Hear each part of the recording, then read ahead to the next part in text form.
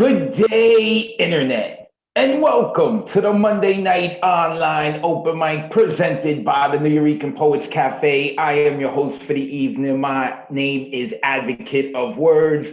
This is show number 33. And this week, of course, is Thanksgiving, and the theme for tonight is appreciated gifts. I know there's a lot of people who have a lot of different feelings on Thanksgiving, want to respect everyone's different feelings, but I figure at least during this week, we can focus on appreciated gifts.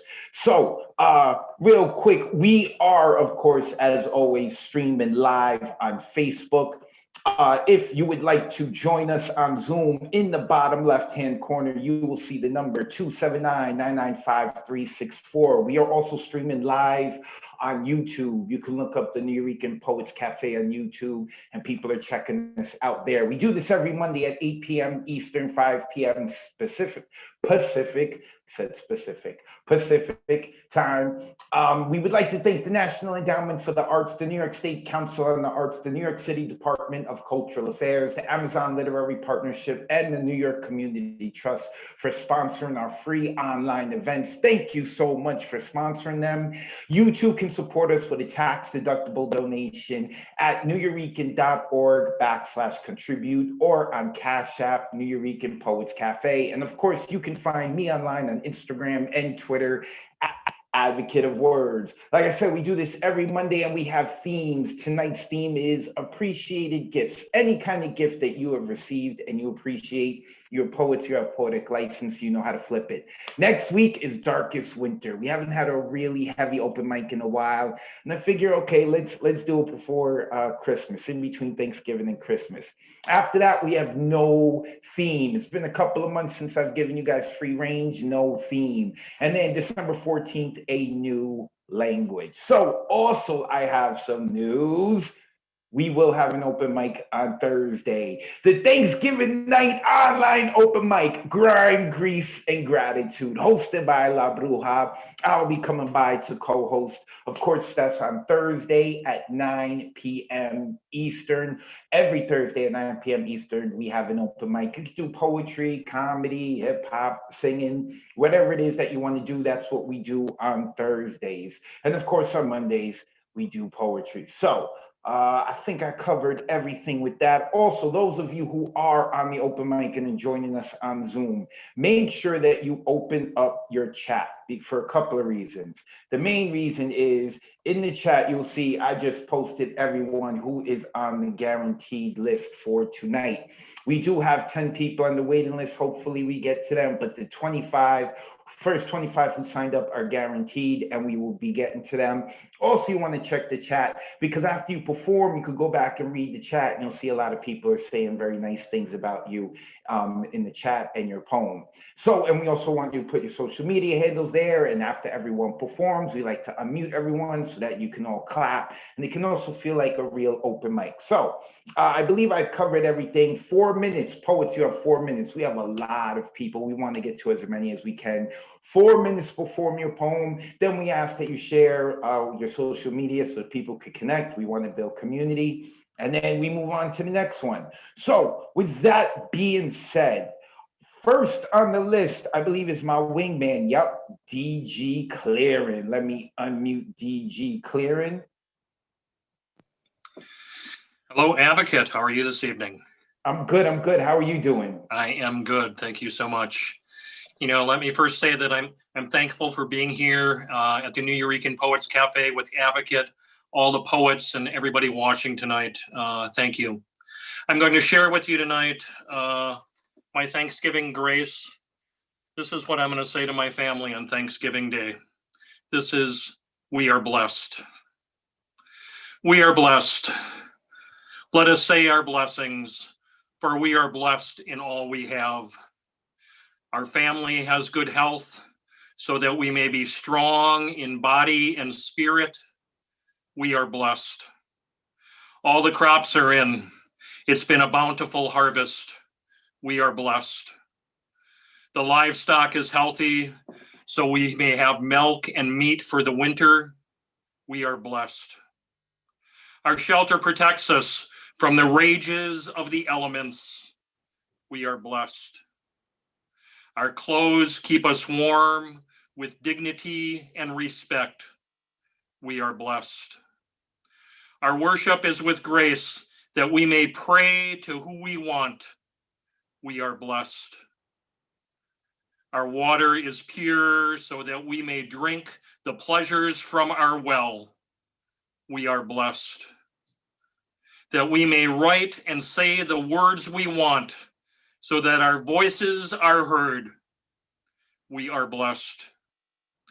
That our neighbors are peaceful, that they are part of our community. We are blessed. For those less fortunate, let us give to them joyfully, part of our bounty and our labor, so that we may have peace and be strong, give blessings to all those less fortunate. We are blessed with good health, a bountiful harvest, healthy livestock, shelter from the elements, clothes, pure water of life, free speech, peaceful neighbors, and our right to worship. Give part of your bounty to those less fortunate. On this day, we are blessed. Thank you, everyone. Have a very nice and safe Thanksgiving. I appreciate it being here. Thank you. Unmute yourselves and give some Like love to that. DG Clearing. You too, DG. Way to open the night. No, thank you. DG Clearing, it's like we're around the table for Thanksgiving, and he just, he opened the ceremonies. DG, where can we find you Thanks. online? You know, you can find everybody. You need to go out and be thankful for other people and give a little bit. Please go to feedingamerica.com and give whatever you can and help people so they can be blessed a little. It's just so everybody knows, my computer's down. I do not have chat tonight. So have a nice Thanksgiving, everybody. I look forward to hearing to everybody tonight. There's some incredible poets lined up. Thank you. Thank you, DG Clearing. Always giving up his time for others. I appreciate that, man. And he dresses smooth. So when the bars open up, we're going to bar hop, and he's going to be my wingman. It's about time I end this single life. All right. Keeping it moving, we are now going to the GOAT, Alexander Goldberg, out in sunny Cali. I hope it's sunny out there. How are you, Alexander? I am good. I am feeling excited about the upcoming holiday season. And I know the next holiday coming up is Thanksgiving, but my favorite holiday is Christmas. Because when I was little, we had a Christmas tree at our home, and I would decorate it. And next morning, I would always find gifts under the Christmas tree, and it would be always something that I really wanted. Like, for example, the railroad where the trains would go around like this. Remember those? And the construction kits when you build miniature houses, and action figures, Legos, many others. So I feel really excited about that this year. So, Awesome. Well, I know last Thursday you spent your birthday with us, so I appreciate that. You ready to get into your poem? It's not really a poem that I have for tonight. I have a song, because last week I heard Bess Giardini singing Killing Me Softly. Beautiful song. So I thought, why don't I also share a song with you tonight? Because my song is singing. And also because it goes along with the theme for tonight. So there was a movie in 1941. It was called Sun Valley Serenade. And in that movie, there was a song, Chattanooga Choo Choo. It's a very fun and joyous and happy song. So I thought, gee, this would be perfect for Christmas. So I decided to change the words and turn it into a Christmas song. So it will be a premiere tonight. The music is by Glenn Miller Orchestra. The lyrics are by me. So hope you enjoy it.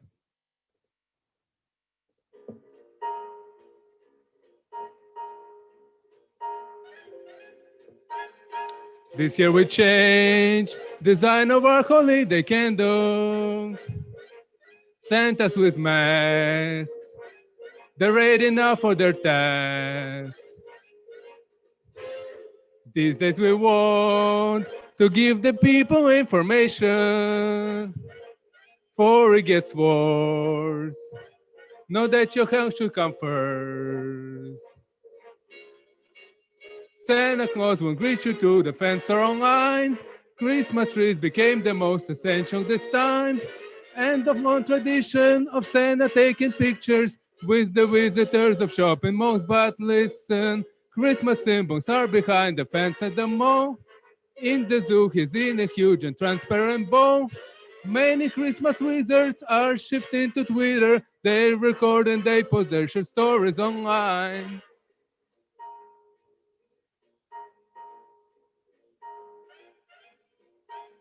Now Christmas trees became essential for the children.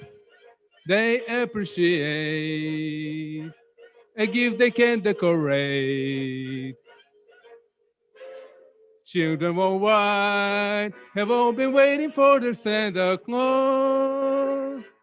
He told them not to worry, gifts are arriving on time.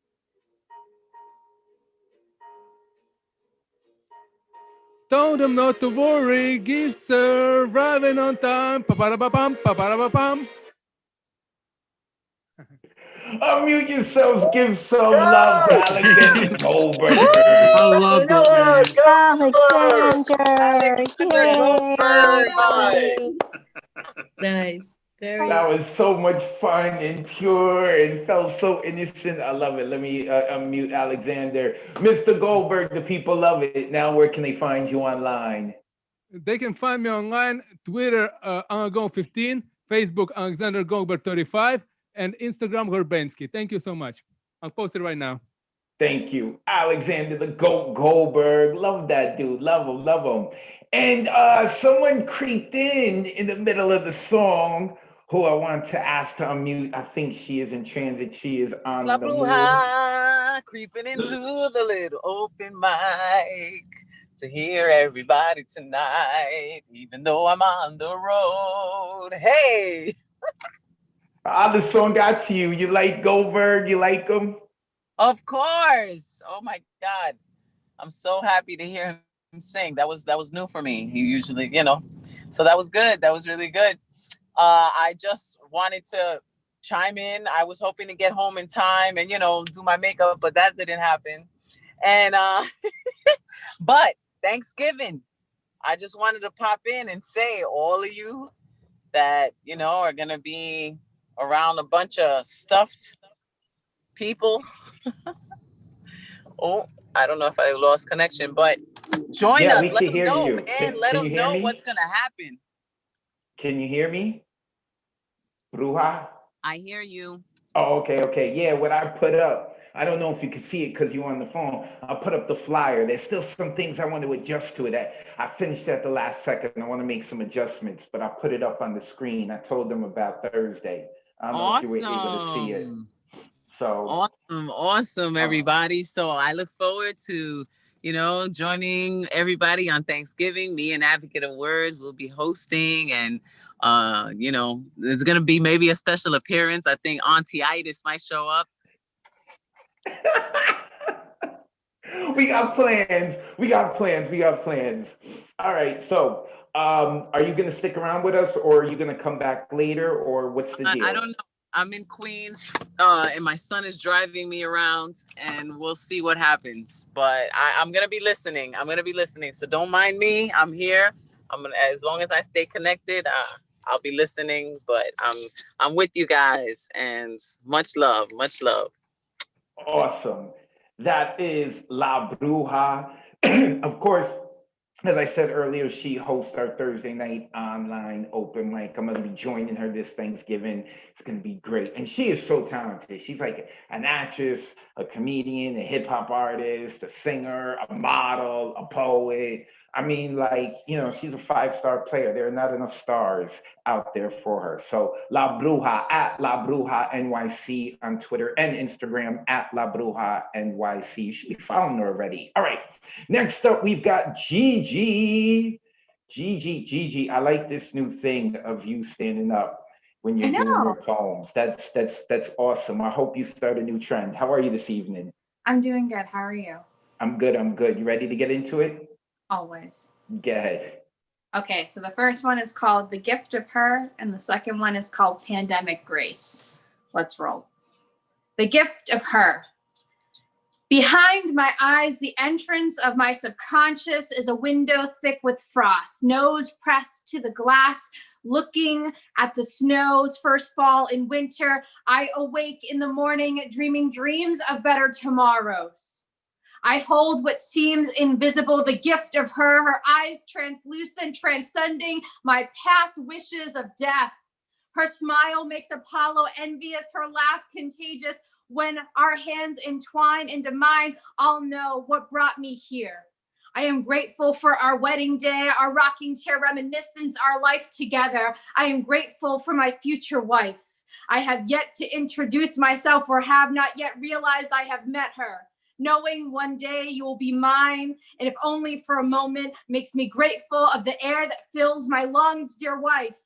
Please wait for me as I piece together parts of me, carving out my own wooden bones. I am still blooming. Dear future wife, meet me in the church in the midst of spring, holding a sunflower bouquet in your hands, and I'll hold your favorite flower in mine. And then the second one is called Pandemic Grace. Our Father who dwells in heaven, I am reaching out to you yet again. Is your heavenly phone off the hook? Are you no longer taking messages? I am seated at a silent table. I am giving grace in the duration of a pandemic, not thanking you for this Passover repeat plague of ages. I am thanking you for coincidence. The parallel line of when my life stopped and when the world ended collided at the same time. 2 weeks after lockdown, when the diagnosis hit, I no longer felt alone because everyone else was grieving. I watched my father die as everyone else tiptoed around disease. Our worlds faded behind us. Our Father, who may be in heaven, I no longer call your name asking for help. I only turn on the news and see rising numbers of graves, everyone suddenly ready for a sudden funeral. I am grateful for the moments I found solace, alone, but not alone. In a little cafe nestled between 2nd and 3rd Street, 4 hours away in a place unfamiliar, yet it still feels like home. For the community I found with those others who have empty holiday dining chairs where loved ones should be seated, I am grateful. We are all leaving our old lives behind because we aren't going back. We are only going through. And I am grateful that I can extend my hand to those in their darkest of places whose lives aren't the same and let them know that you are not alone. Thank you. Unmute yourselves. Give some energy to Gigi. That was beautiful. I loved it. Powerful words That there. was really beautiful. Yeah, thank you. Yeah, Thank you so much. You. Gigi, people love her. I'm so glad that Gigi's come back around. Gigi, where can the people find you online? So you can find me at iron_resilience. That's spelled exactly how it is. And I'm trying to post more poetry again. And then if you want to see my main grind, it's hair_by_JIJI because I'm a hairdresser. And I hope everyone has a safe and wonderful Thanksgiving. Love you all. Thank you, Gigi. Make sure you put that information into the chat, iron_resilience.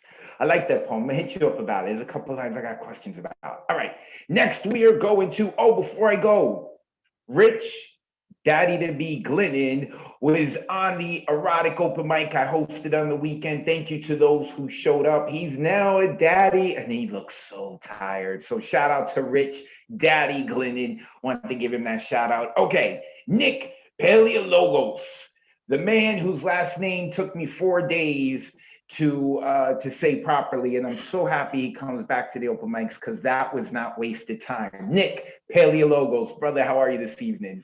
I'm doing well. How are you today, Advocate? How's everything? I'm good. I'm good. I'm digging the shirt. I like it.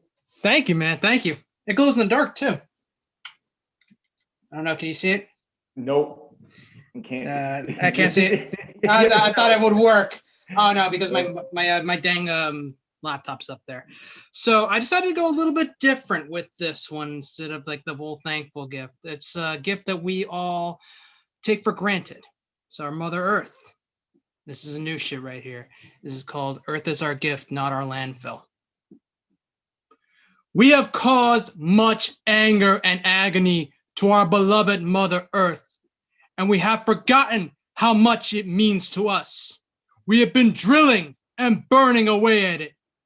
We have been too busy weaving lies instead of working on a solution to the truth. We have to do better. The planet is our gift, and unlike a Christmas present, you cannot return it. The planet gives us air to breathe and land to walk. So instead of throwing cigarette butts to the ground, throw some seeds. Instead of burning our resources, reinvest within the earth herself. Start something. Help this planet grow if it's not too late already. And peace. Give that man some Great, energy. man. Paleologos. That's the way to say it. Tell Thank us, you, Neil. Nick. So Great. good. Not too late. Yeah, Yes. Beautiful. yeah, man. I should have. I've never seen Nick that angry. I've never heard him that angry. You saw it, man. He was like scolding you, like you just broke mom's expensive china. I cannot return it. I loved it. Nick, where can the people find you online, brother? You can find me on Instagram at The Real Nick P. You can also, I have a Cash App called $Paleologos. You can also throw a donation your way, but instead of throwing a donation my way, you can also throw it to the Nuyorican Poets Cafe.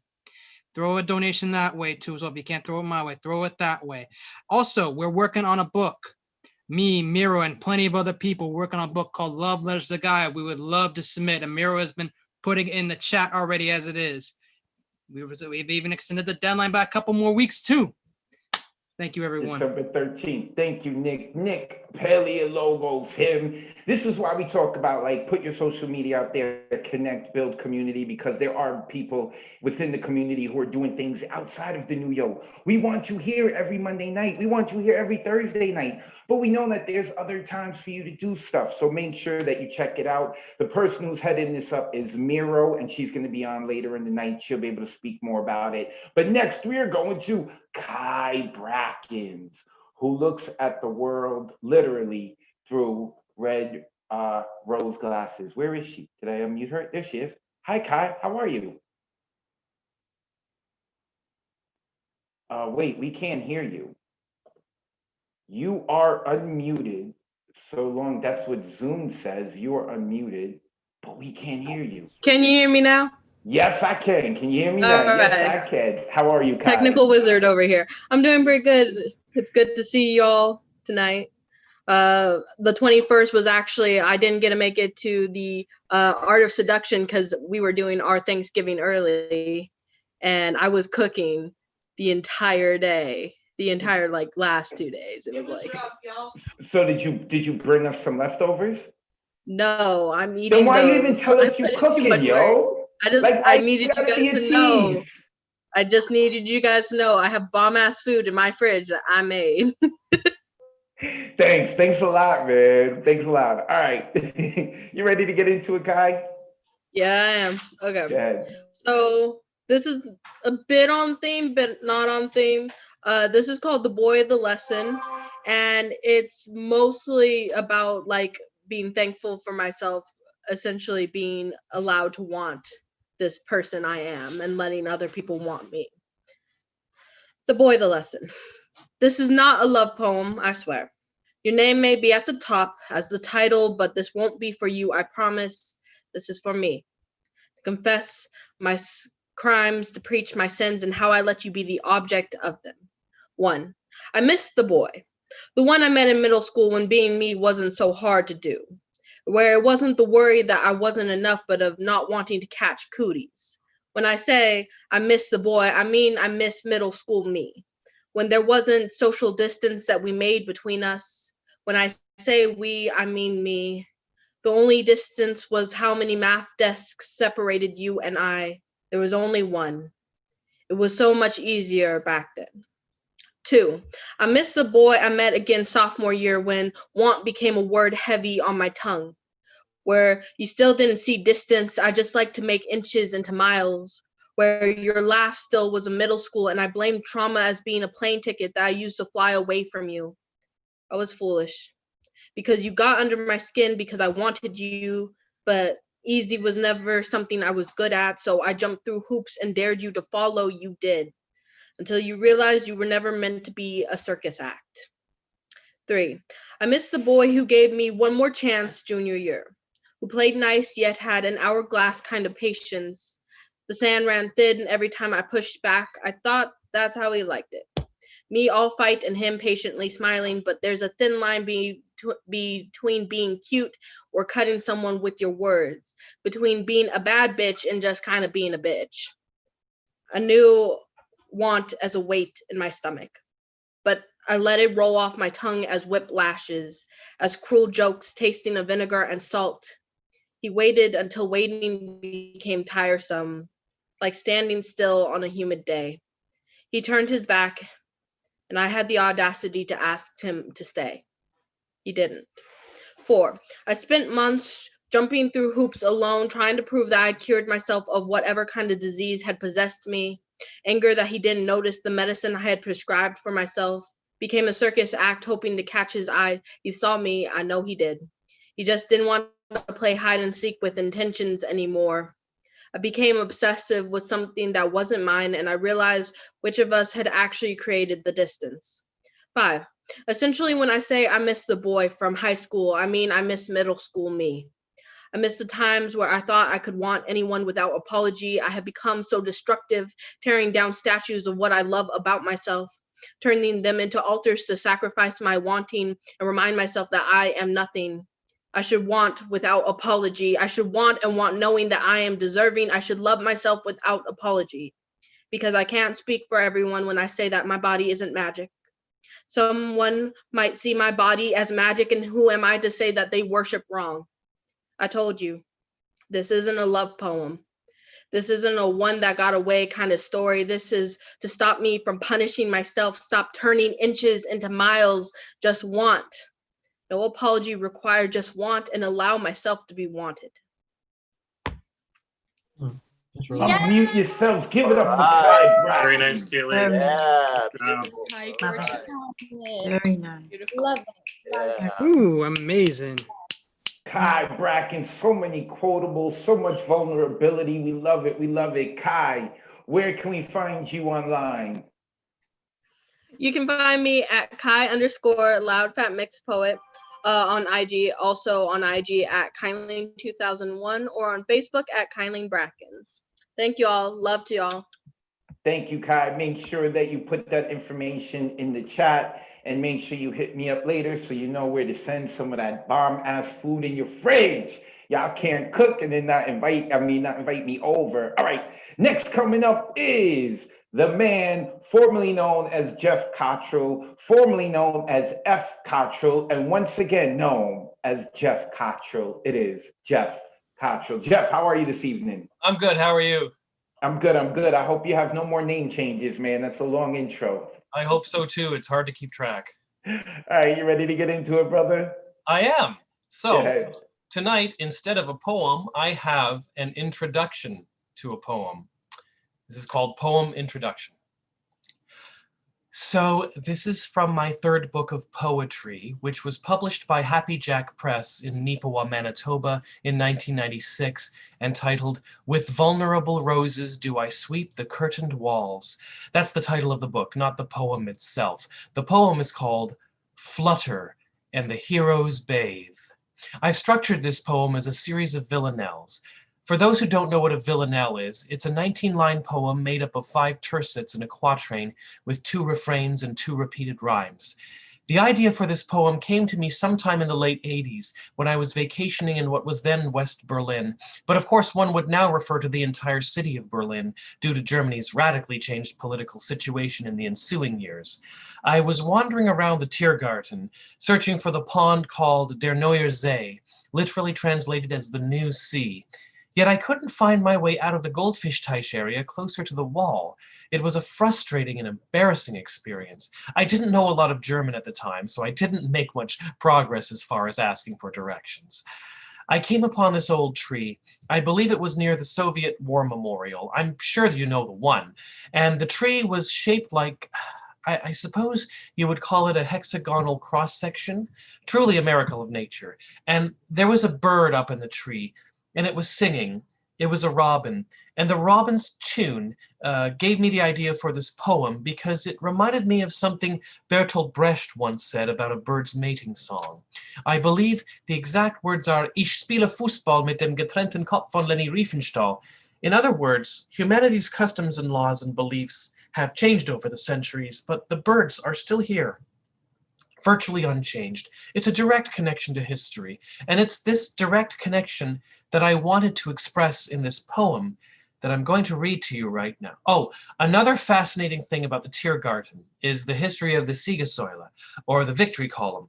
The monument originally stood further east, more or less in front of the Reichstag, but the Nazis ordered the monument moved to its present location merely because the Siegessäule blocked their view of the city. I mean, isn't that astounding? They tore down the monument brick by brick and reassembled it further away, the same way they did with the original London Bridge when they moved it to Arizona. It staggers the mind. I even wrote a haiku about it. For those who don't know what a haiku is, it's a traditional Japanese style of short form poetry consisting of 17 syllables, sometimes, though not exclusively, in 3 lines. But I was going to tell you about this poem, which once again is titled Flutter and the Heroes Bathe. Now, what I was trying to achieve in this poem is an embellishment and juxtaposition of many themes close to my heart, such as the yearning for peace of mind in times of war and social disruption, but also the fleeting spiritual wanderings of youth when confronted by the futility of worshiping physical beauty, as well as the agonies of the downfall of pride and vanity. I believe, truly, it was all best expressed in Michel Foucault's essays about spatial relationships in literature. Now, I'm not going to stand here recounting all of Foucault's ingenious spatial theories for you, as I'm sure we're all familiar with them, and it would waste valuable time and we'd never get to my poem, in which, incidentally, I was going for a sort of William Blake feel, particularly in the use of metaphysical metaphors and gustatory imagery, and yet I also wanted to evoke the spirit of Rudy Weeb, as I've always admired his depictions of the Native American perspective. I remember the first time I read The Temptations of Big Bear. My lord, I must have been 17, and I swear the book changed my life. It made me see our North American heritage in a completely different light, far more powerful than Dances with Wolves. Well, on with my poem. Flutter and the Heroes Bathe, Part 1 of 17. Flutter and the What do you mean I'm out of time? Thank you. That was called Poem Introduction. Unmute yourselves, give it up. God. I loved it. Riefenstaller. Jeff Cottrell, that poem triggers me as an open mic host. Oh, that poem is so triggering. All right, get to your poem. Jeff, where can the people find you online? The people can find me at jeffcottrell.com and Facebook and Twitter, and I have some work in progress short fiction on Wattpad, including my novel in progress. So I'll post those links right in the chat. Awesome. Jeff Cottrell, make sure you look into the chat. Jeff's going to put all that information in there. Oh, such a triggering poem. I heard it before on the Thursday night. Hey, just my skin crawls. Okay. First world problems, right? Open mic host problems. Next coming up is a woman who doesn't care if you know her last name or not because it's her husband's, and who cares? Like, this poor woman has a husband who loves her and adores her and wants to be affectionate. She is tortured, and that is Jessica. Jessica, how are you this evening? Hello, how are you? I'm good. I remembered it. I remembered how blasé you were about your husband. Yeah, that's my husband's last name. And then he ended up watching it later and he's like, just say whichever name you want, but just say it with confidence. So pick a name. So this week I will say my name is Jessica Edine. But okay. All right. Jessica Edine. From now on, that's what's going to be on the list. All right, awesome. You ready to share your poem? Yes. Good. Okay. It's called Apples to Oranges. The smell of fresh oranges, an aroma that invokes a deep feeling of nostalgia in me. I briefly caught a whiff of them the other day while robotically commuting on the subway. A young nurse was having a snack after her overnight shift. The distinctive odor snapped me out of my fixed gaze. I breathed in, smiling, and I was taken back to a simpler time in my life. The citrus scent of my mother peeling the rough orange skins ever so carefully. Her tilted head pressing against our corded landline phone situated on her neck. She stood over our kitchen countertop as I overheard her telling her girlfriends she'd be busy this Saturday afternoon. Not with work or jet skiing or more work, but with me. The amount of oranges was awe-inspiring. What were likely just dozens felt like millions to an impressionable younger me. She placed handfuls in plastic bags, carefully transporting them to her cooler where she would store them for the weekend ahead. That same bright blue cooler that she usually used for her own personal fun, trips to the local beach on her days off where I would ride shotgun in her silver convertible, my feet dangling because they couldn't reach the ground, the seatbelt wrapping around my neck because my torso was not yet tall enough. My head bobbing to Frank Sinatra's That's Life, barely able to see over the dashboard. I'd sip on a Capri Sun in the sand, her on a Corona with a marble light behind her ear, saying, this is the life, in synchrony. These days were fun, but they weren't about me. I was just along for the ride. Sure, it was a pleasant ride at times compared to other children in the town, compared to other children in the world. But years later, I will learn in therapy that comparing apples to oranges does not lessen my shaky hands and chattering teeth when I first meet my husband's close-knit family. It never ends up mitigating the gut-wrenching feeling in the pit of my stomach till this day, every time someone asks me where my father is. Oh, how I wish the lime in her Corona wasn't orange, to give me the comfort I have always craved. She was a single mom, overworked and underpaid, finding release where she could. I was just thankful for any time I got to spend with her where she wasn't thinking about the next bill that needed to be paid. The sweet smell of oranges masked over her addictions, of the sun, of cigarettes, of alcohol, of coffee, of herself. They tasted juicy and fruity and like the utmost confidence in me. So when the woman eating oranges gets off at her subway stop, I do my best not to follow her. I try my hardest to savor the scent and this palpable feeling for a later time, when I know I will go back to being misunderstood. And today I appreciate those gifts my mother brought to my elementary school soccer field. To my teammates, they were just fruits, but to me, they were treasures. I run my heart out, anticipating halftime for my thirst to be quenched, my thirst to be seen, to be heard, to be loved. Unmute yourselves. Give some love to Jessica. That was beautiful, Jessica. Goodness. Thank you for sharing that. Thank you for having me again. Jessica Edine. Now, everyone here in New York City, they're going to be looking for people with bags of fruit and oranges. And when they smell it, they're going to think of Jessica. I'm trying to unmute you, Jessica, one more time so we can let people know where they can find you online. Oh, you can follow me on Instagram if you'd like. It's just playing it by ear.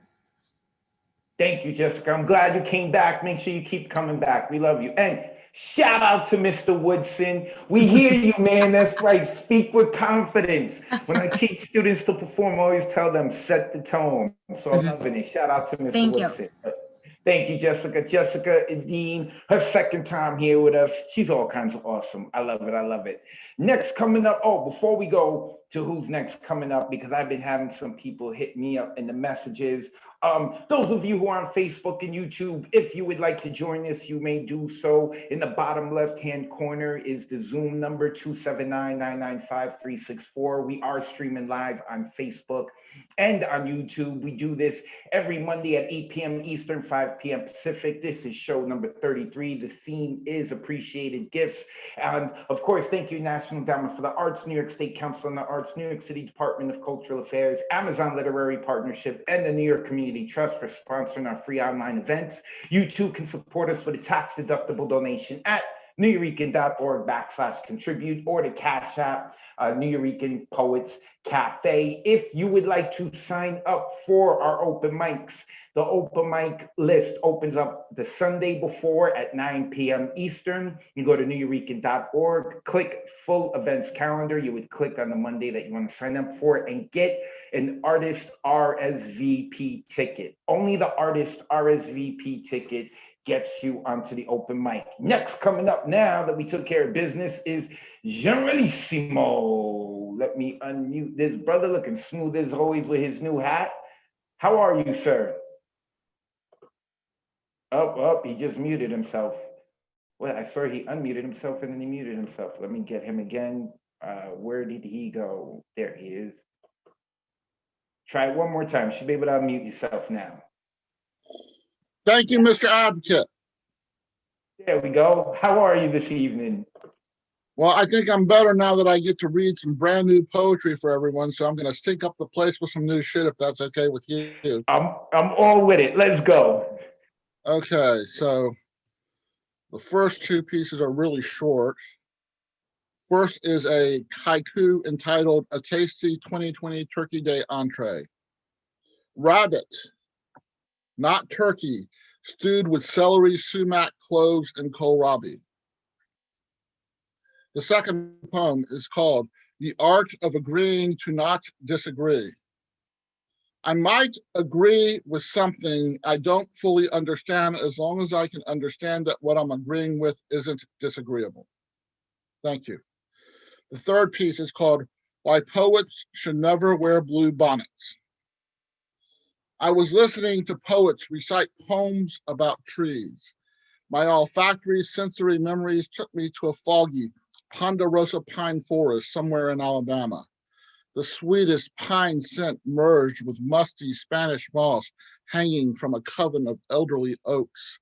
The toads were vocal enough to wake a sleeping bear, which alerted some deer to flee before the humans woke from slumber in their hunting stands. The deer jetted from the scene.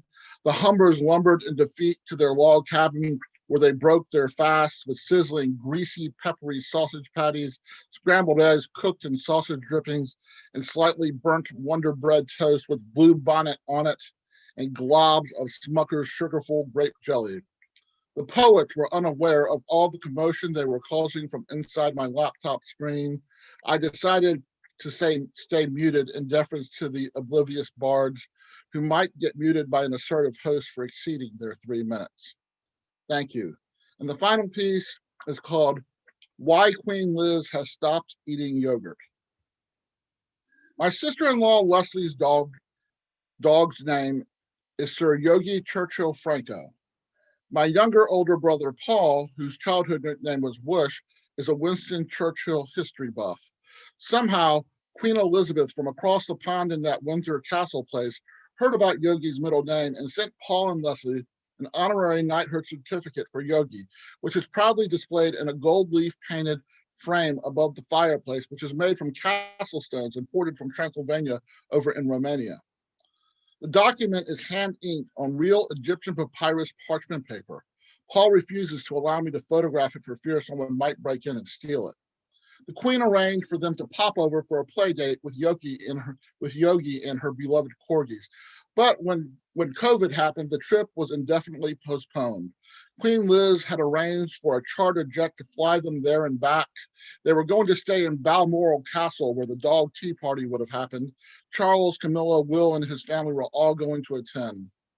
Also, Yogi happens to be short for yogurt, but shortly after Paul and Leslie took over the care of Yogi from my nephew Justin, another sad statistics of grandparents raising their grand puppies, Yogi, who considers yogurt to be one of the grossest foods on earth, asked Paul and Leslie if they legally change his name to Yogi, which was easy enough to change on his dog tags. But the state of Georgia has a policy against changing the born name of canines and felines on birth certificates in deference to the animal's biological parents. Thank you. Unmute yourself, give it up for Generalissimo. Liked it. That was awesome. Oh my God. I love that hat, man, by the way. I love the hat. Yeah. I love the poems. The host that mutes you, and then the ending to that last poem. Trying to unmute you one more time so you can tell the people where can we find you, Generalissimo. Well, I'm on Facebook under Brian Ira Franco, and then I am in Instagram under GNRLSMO. Thank you, sir. Make sure you put it in the chat as well. You know how people are lazy, like to copy and paste. Thank you, sir, for creating such a helping to create this wonderful community of poetic family for all of us. Thank you, Let's sir. hear some good poetry. Generalissimo got mad at me because I muted him one time. We had to go. He was going long. I'm sorry. I love this dude, though. Make sure you check him out. Look into the chat so you can find his information. Next coming up is the man who owns the space where we're going to host the future open mics, and that is Lynn Lane. Lynn, usually he just sits back and he listens, and now he's getting into the fray. Lynn, how are you this evening? Hey, man, I'm good. I'm good. Thanks, Advocate. I'm glad to have you on. People, you need to follow this man on Instagram. He is a fantastic photographer. Okay, I'm going to mute myself. I'm going to let you get into it. You ready? Yeah, so this is the first time I've ever read anything live, so it's crazy because so this is new shit. I wrote it yesterday. Hold on. Wait. Is Bruja here? Bruja, are you still here? She said, oh, I think she logged off. I was gonna have La Bruja sing for you because Right. she's got this song. Yeah. Okay, she's not here. Damn it, La Bruja. All right, I'm sorry. All right, I'm gonna No mute worries. myself. You get back into it. Yeah, so this is new shit. I wrote it yesterday. I originally started thinking about, that idea of appreciated gifts. This took a dark turn to it. It's kind of that gift that you get sometimes that you don't want and you're stuck with for the rest of your life. So this kind of takes that space. So it's not real holiday friendly, but it is what it is. So I drive these same dark, lonely roads over and over every night, slowing down each time I pass that old house on the corner with its lights still on. Memories come flooding through me like neon waves breaking over the crystal rocks on a sunset-lit beach, only not as beautiful and much more distant and quiet.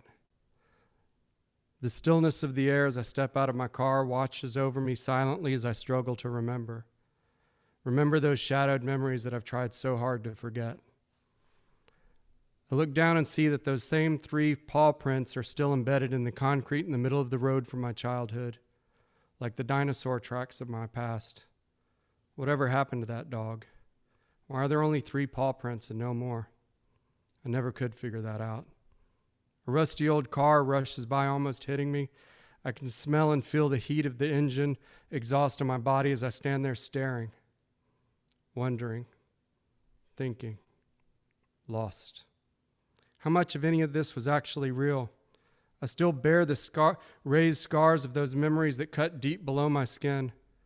I can still feel them burn to this very day. That suffering is something that no one else will ever see.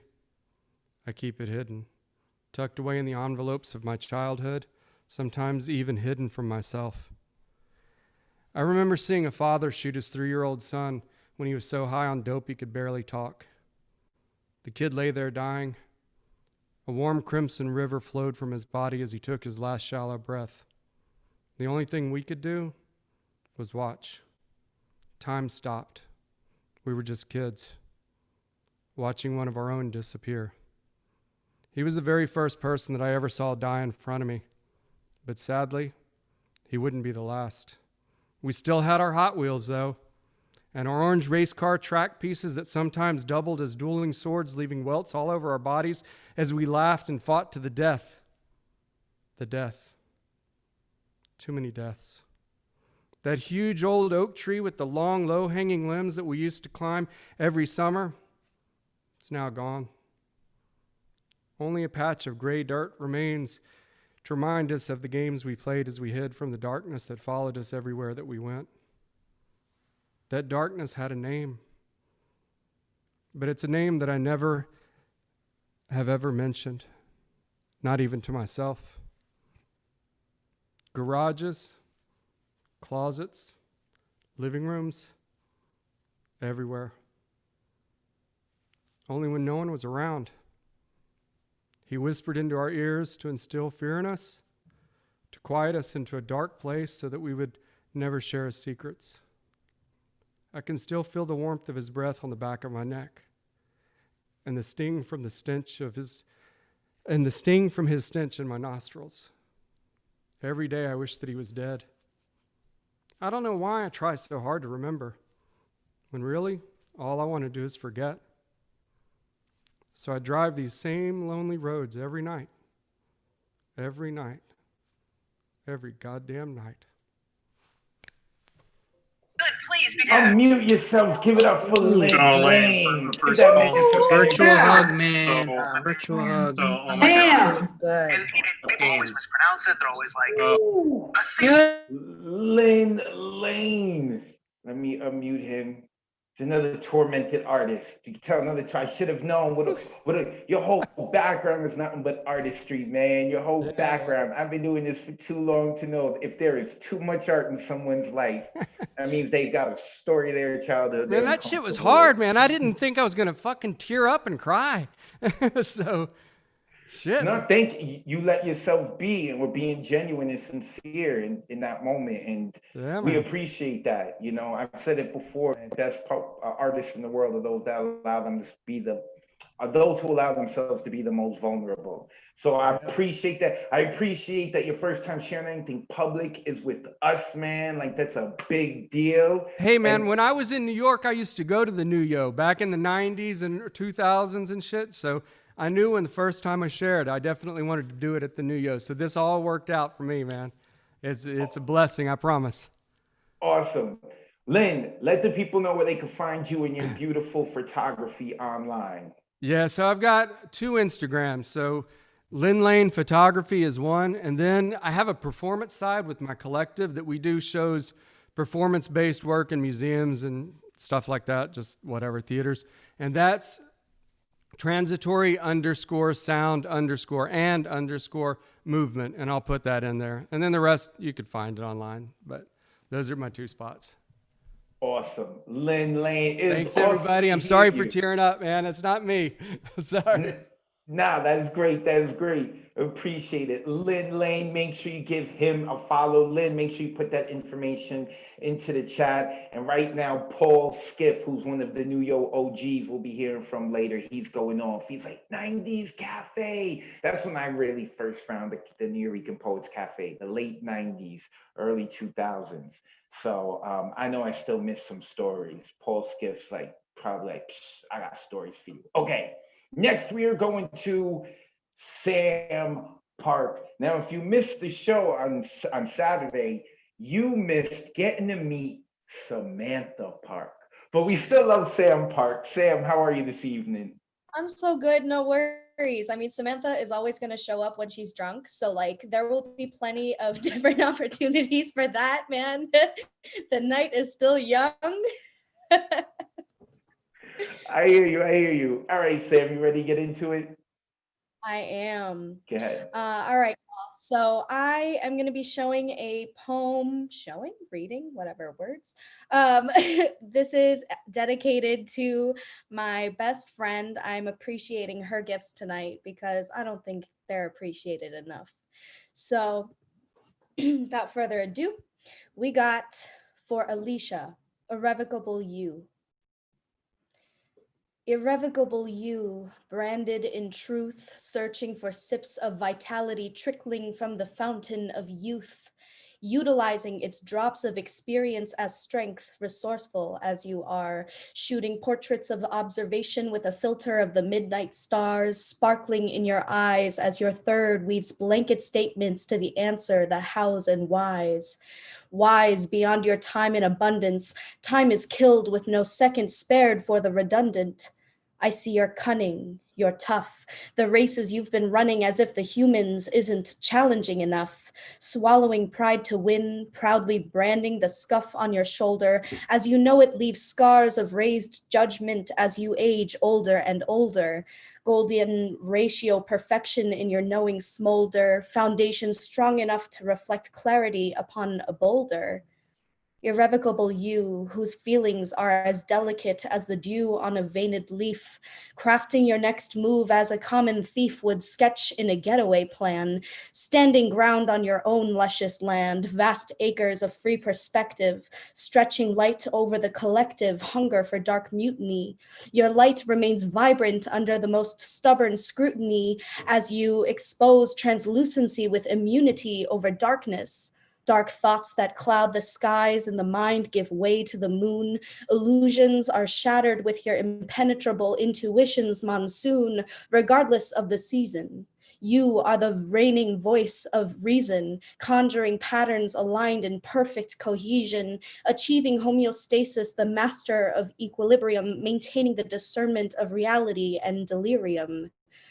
Irrevocable you, child of the sun rising above all in your fire, molten opinion, judgment burned to ash as you learn most effectively from what you inquire, wisdom as simple and harmonious as the soft strums singing from a lyre, inquiring the eruptions of life that seem inherently out of control, taking what is meant for you and leaving the rest in gold. Your contagious heat warms the coldness that is all too hasty to devour, calming the smoking gun of instinct with safety to empower the native peace within your soul. Gentle breaths circulating so your heart doesn't have to take the toll. Irrevocable you, I observe your composure. The grace in which you act under any traumatic exposure is the model for my own development as I reflect over my own growth. To be caught in your gentle rays is to take the vibrant oath of setting my own example of light.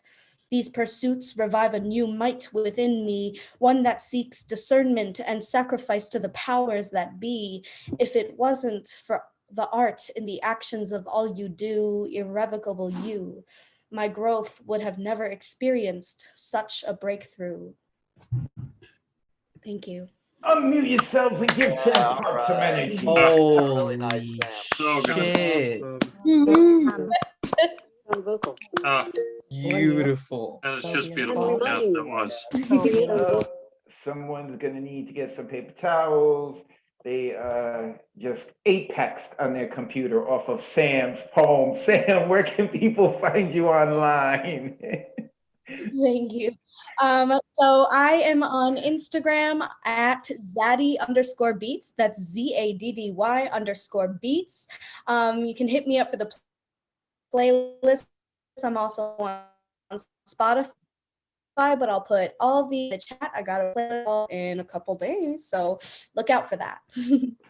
Awesome. Thank you, Sam. Make sure that you put it into the chat. Sam Park, a mainstay here, the Monday night online open mic.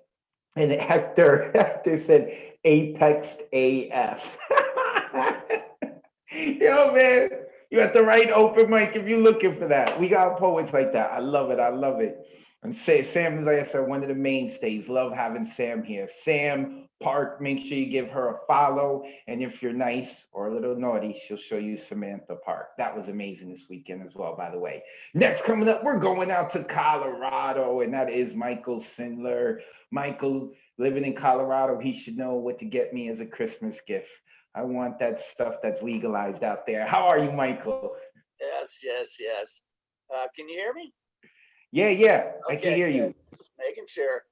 I'm doing good. Actually, doing really nice because I made a phone call earlier, called a woman who used to live next door to my family. She's still in the same place.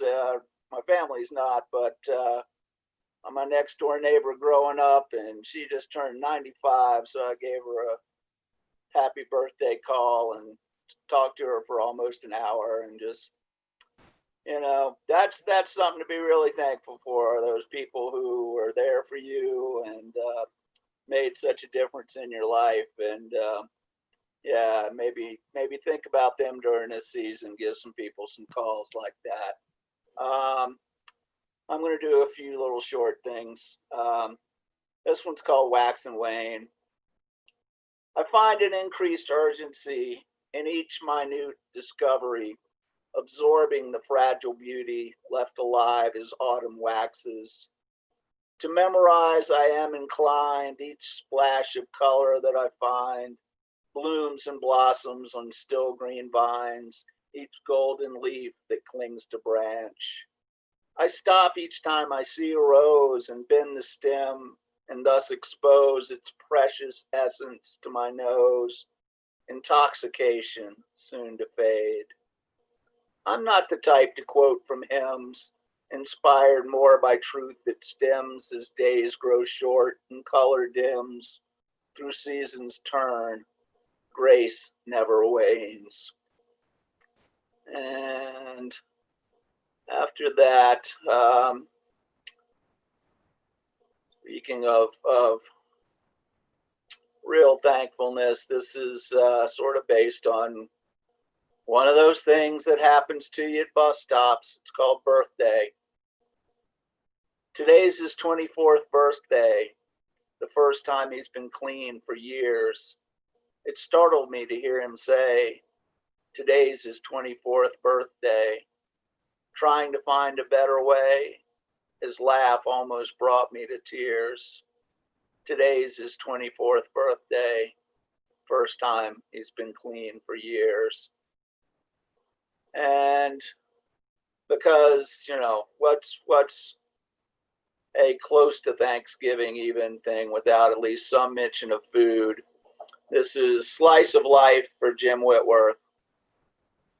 I have no need for metaphor to describe what I adore. I'll say again, as I have before, nothing beats a pizza. A crust, some sauce, a bit of cheese, whatever toppings serve to please. Of all the world's delicacies, nothing beats a pizza. A burrito's fine. A burger's great. Fried chicken makes me salivate. But just to recapitulate, nothing beats a pizza. You're welcome to your favorite food, raw or baked or barbecued. Eat what you like. I won't be rude, but nothing beats a pizza. Okay, that ought to do me, I guess. Unmute yourselves. Give some love to I want Michael pizza Sindler. now, man. Yes. Pizza. Yeah. Some pizza. Pizza. Love it. Pizza, yes. Thank you. Love it, love it. And I checked to see if Trisha caught on to the apostrophe right there. Did you catch it? Did you catch the apostrophes, Trisha? That was awesome, Michael. Oh, so we're still on the run, right? Can't find you online. I'm just laying here in the bat cave, keeping climate controlled, all that good stuff, insulated from the horrible plague. Yeah, life is good. So that, Michael, thank you. I know Michael's with us every Monday and every Thursday. You're going to be with us this Thanksgiving Thursday? Oh, yeah. Awesome, awesome. Michael Sindler, love having this dude on. You want to check him out? He's going to be with us on Thursday, Thanksgiving. We're doing our online open mic hosted by La Bruja and myself. It's going to be a lot of fun. Next coming up is the storyteller, Mr. Tessa Somok.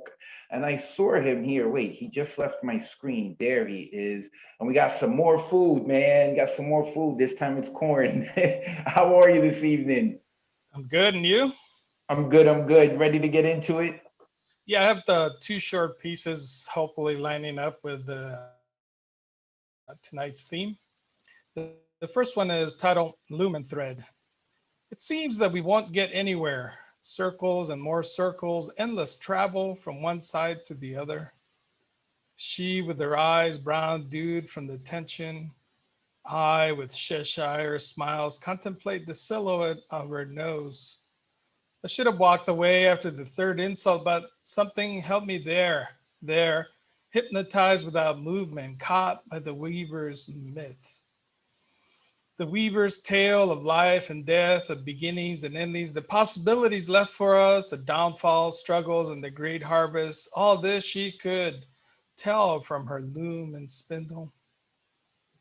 Her hands had the thread of destiny, the kind much appreciated by those torn away from the fabric of themselves. I want to pull away from her cycles, her patterns, her shifting feet, left to right again and again. But her spool is full with endless possibilities, mounds of twisted hemp with the fibrous century leaf breaking apart right before my eyes. All the possibilities, even those unspoken, all this she could tell from her loom and thread. And then this second piece, I acknowledge Mr. DJ Clearing, also Mr. Cottrell for deconstructing poetry for us, and Mr. Poeta Ku for reinventing it again. Harvesting corn. It began that day, the long task of collecting corn. Corn dried on the stem, honey sun in the tree hollow corn, golden dry corn slipping through fingers into the baskets on our backs. Corn rubbed against leaves, sappy porous leaves producing salty corn, bloody corn, corn with streaks of blood, blood from paper thin husk cuts, rough bloody corn. Sweet pollen covered corn, faces cutting through rows, feet breaking through sun-dried clay, lime-soaked corn of smiles, cheers, and tortillas from the harvest of corn.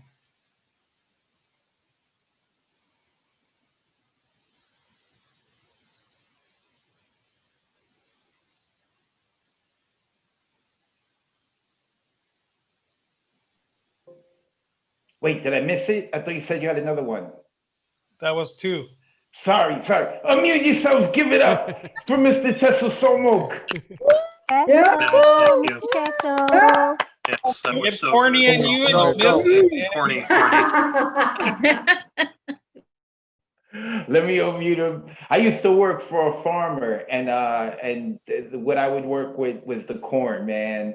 So I love that. I got stories of corn and cut up, and then anyone, if you ever get to have real white corn, it tastes like cotton candy. I had no idea. I didn't realize that until like my mid-20s. Such a city boy.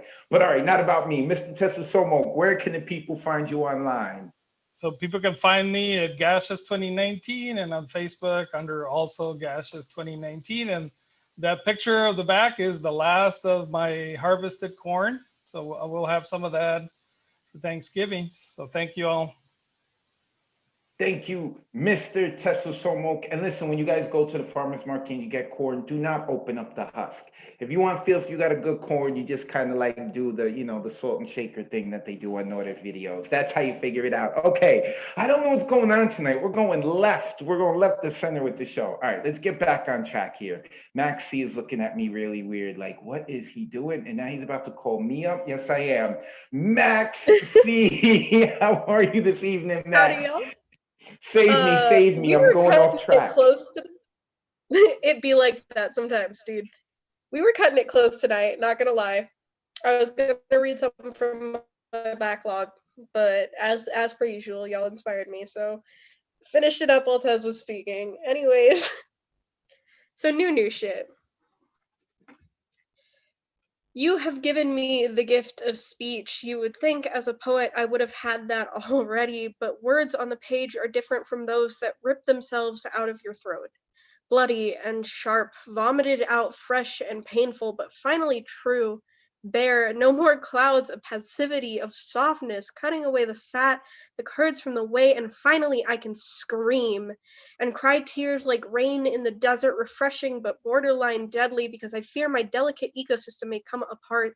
But in the end, there can be no change without destruction. So as I become a new person, one with vocal cords, I can finally feel words bubbling in the pit of my stomach, undigested. No more palatable floral bullshit wrapped in prose as the only way I can express myself. And even if it comes tumbling out like clowns from a car too small, the words are there. So thank you for the gift of speech.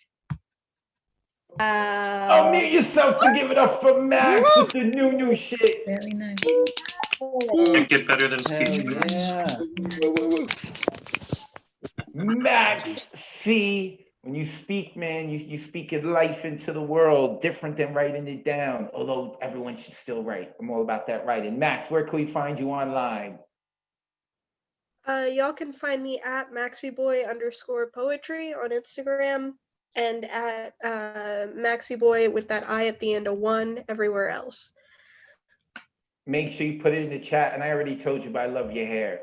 You got this Thank like you. Chris Evans, Captain America thing going on right now, man. I love it. I love it. Max C, make sure you check out the chat. Max is going to put his info in there so that you could give him a follow. Next coming up is Trisha De Jesus.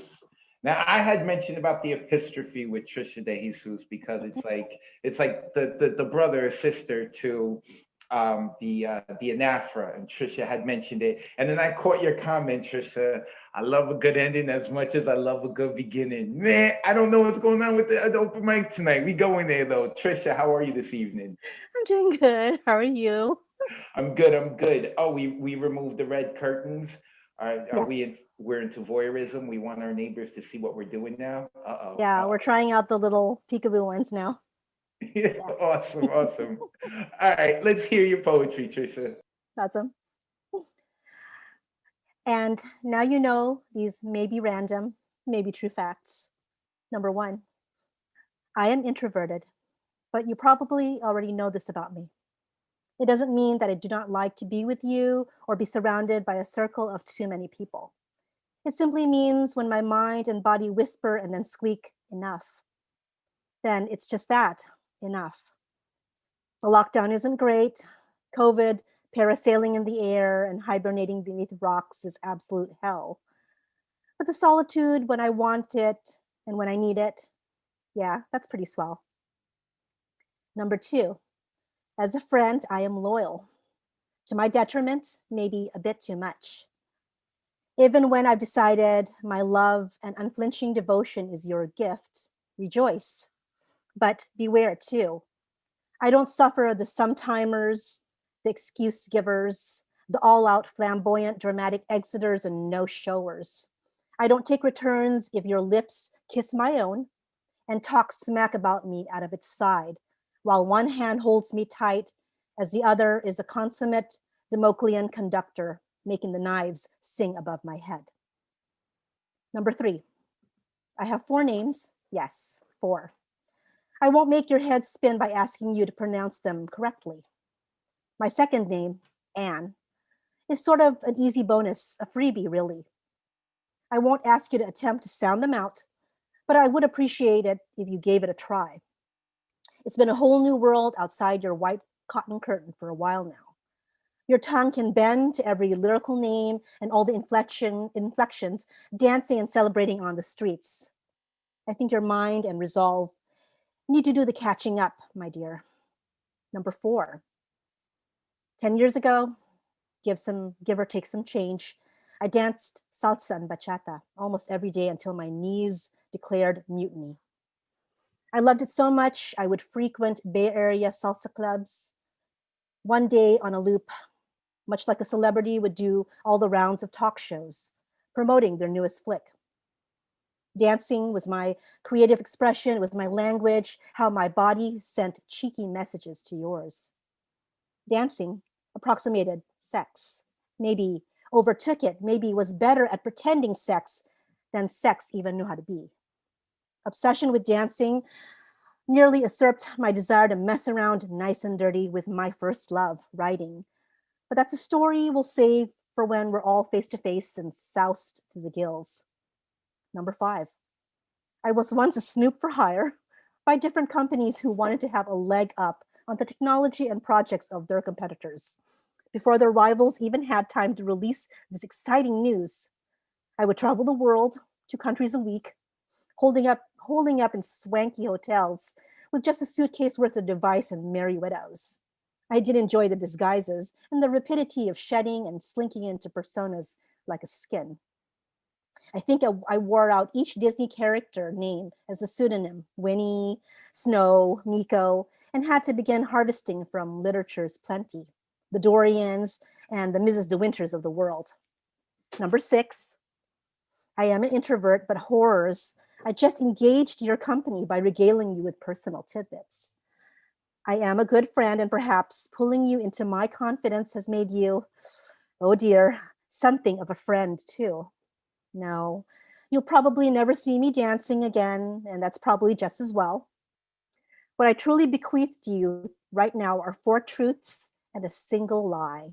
The fib, too outrageous to be anyone's un-Hollywood truth, or is it? Every truth is a lie in quarter increments and is probably correct in reverse. The talent, and some degree of imp, lays in the clever game we all play. Thank you. Give it up for Trisha De Jesus. Come on, measurement. Put it in there. Nice. Yeah. Love this. So great. Go girl. Trisha De Jesus, former CIA operative, now a mainstay of the Monday Night Online open mic, looking for epistrophes and anaphras. I love it, Trisha. I already love your writing. Where can the people find you online? On the Insta at Finn_Bell, and on Facebook and Twitter at Finn Bell. Thank you, Trisha. And that's Finn, Phynne. Yep. Awesome. Make sure you also put that into the chat. Will do. Trisha De Jesus, man. I love it. I love it. Took us a journey, made me being self-conscious, like, has she been working me over? Wait a second, which one is the lie? I love it. I love it. All right. Next coming up is Miro. And after Miro performs, she's going to talk about this book that people keep whispering about. Miro, how are you this evening? What is this book everybody keeps talking about? Because this is brand new information to me. Brand new shit. All right. So we are going to discuss this book, but first we want to hear your poem. You ready? Yes, I am. So I do have 2 for you guys. I'm kind of compensating a little bit.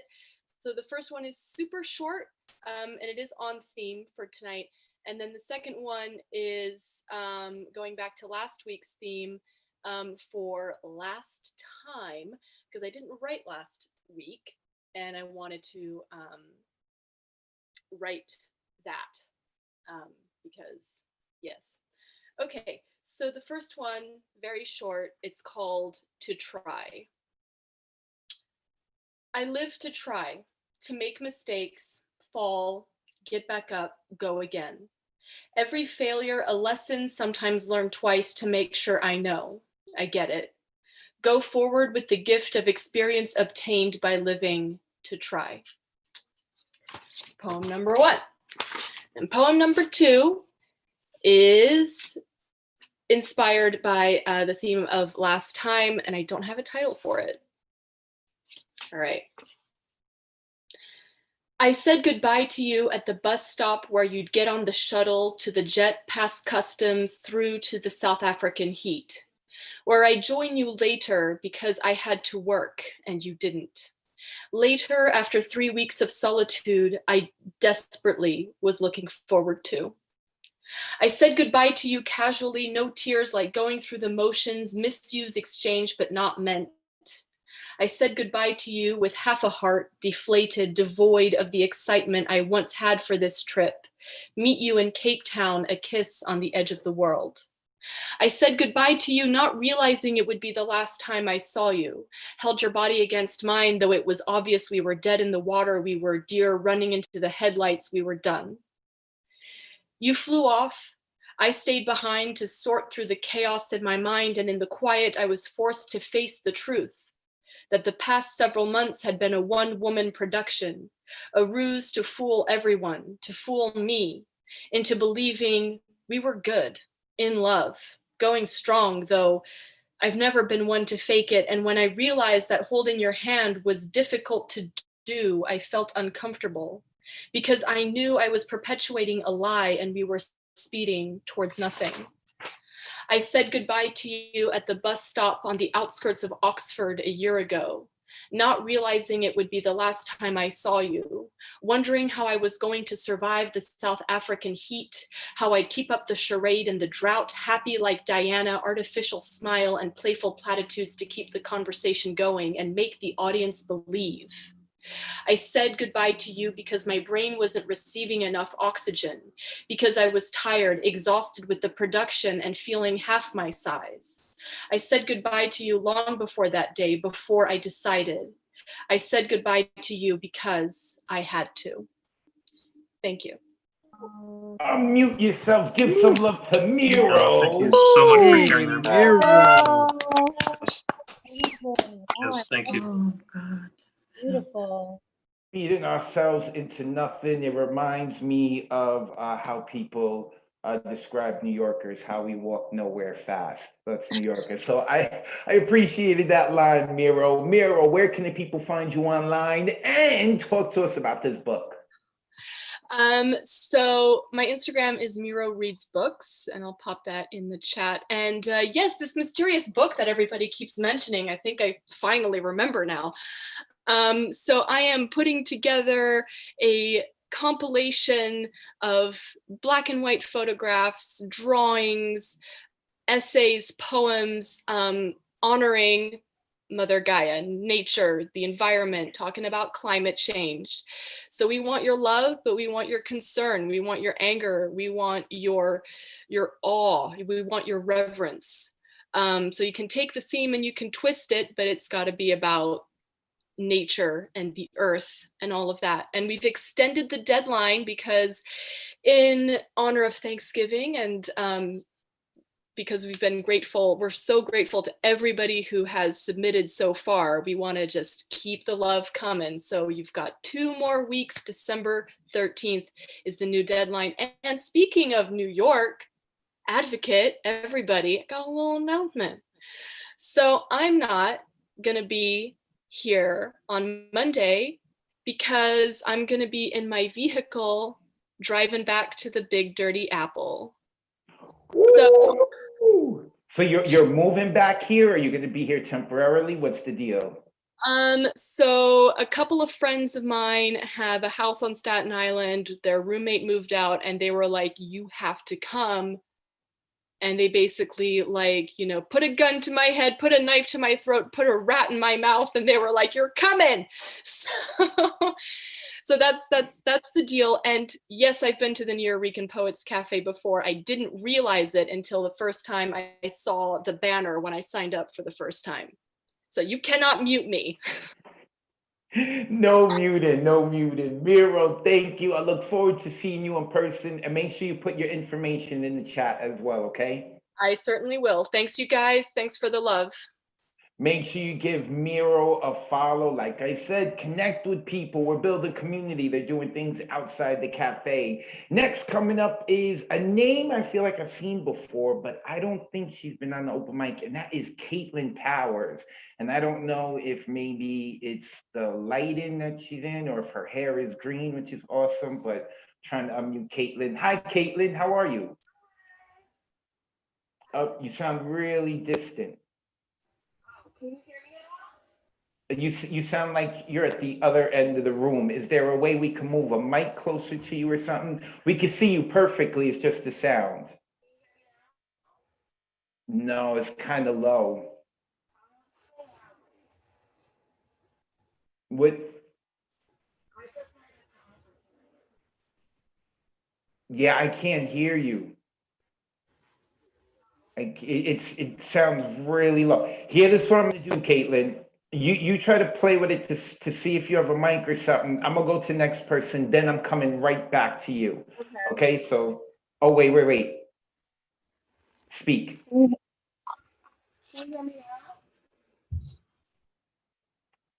Say it again. I mean, I hear you. It just sounds really distant. Wait, let me open the gallery. Everyone give me a thumbs up if you can hear her real clearly, a thumbs down if it sounds distant. Yep. Yeah, it sounds distant. It's not just mine. It sounds real distant. We won't be able to hear you. All right, let me go to the next person and I'm coming right back to you right after them, okay? So see what you could do and play with it. Let me mute Caitlin. We're coming right back to Caitlin and we're gonna go to Diane Ward, then Caitlin. Diane Ward. I love hearing Diane, man. I always say like there's something about her spirit that's like wisdom and youth, the perfect balance. Diane, how are Thank you? you. I don't even pay him. So that's wonderful. That's great. You pay attention to me. That's all I need from you. That's true. Thank you. I wrote to the prompt, appreciated gifts. I put a little different spin on it. Our family and friends are unappreciated gifts.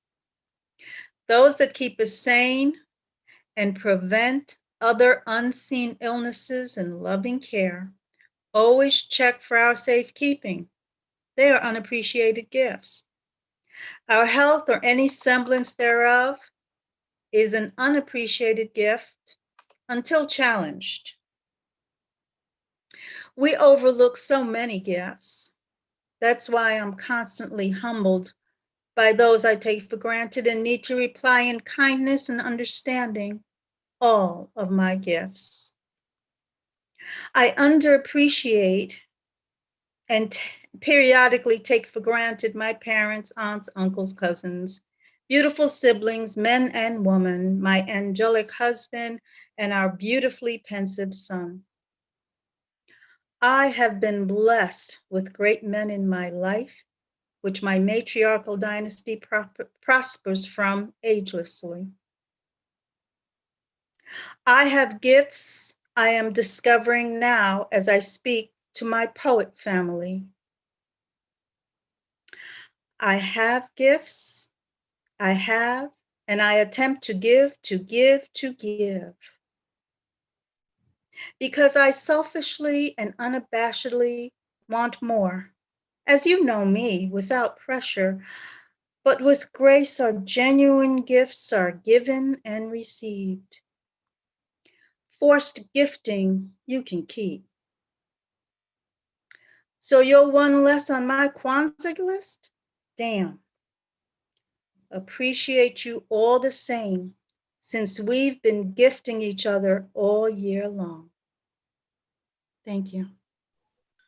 Unmute yourself. Give it up for Diane Ward. Oh, Yeah.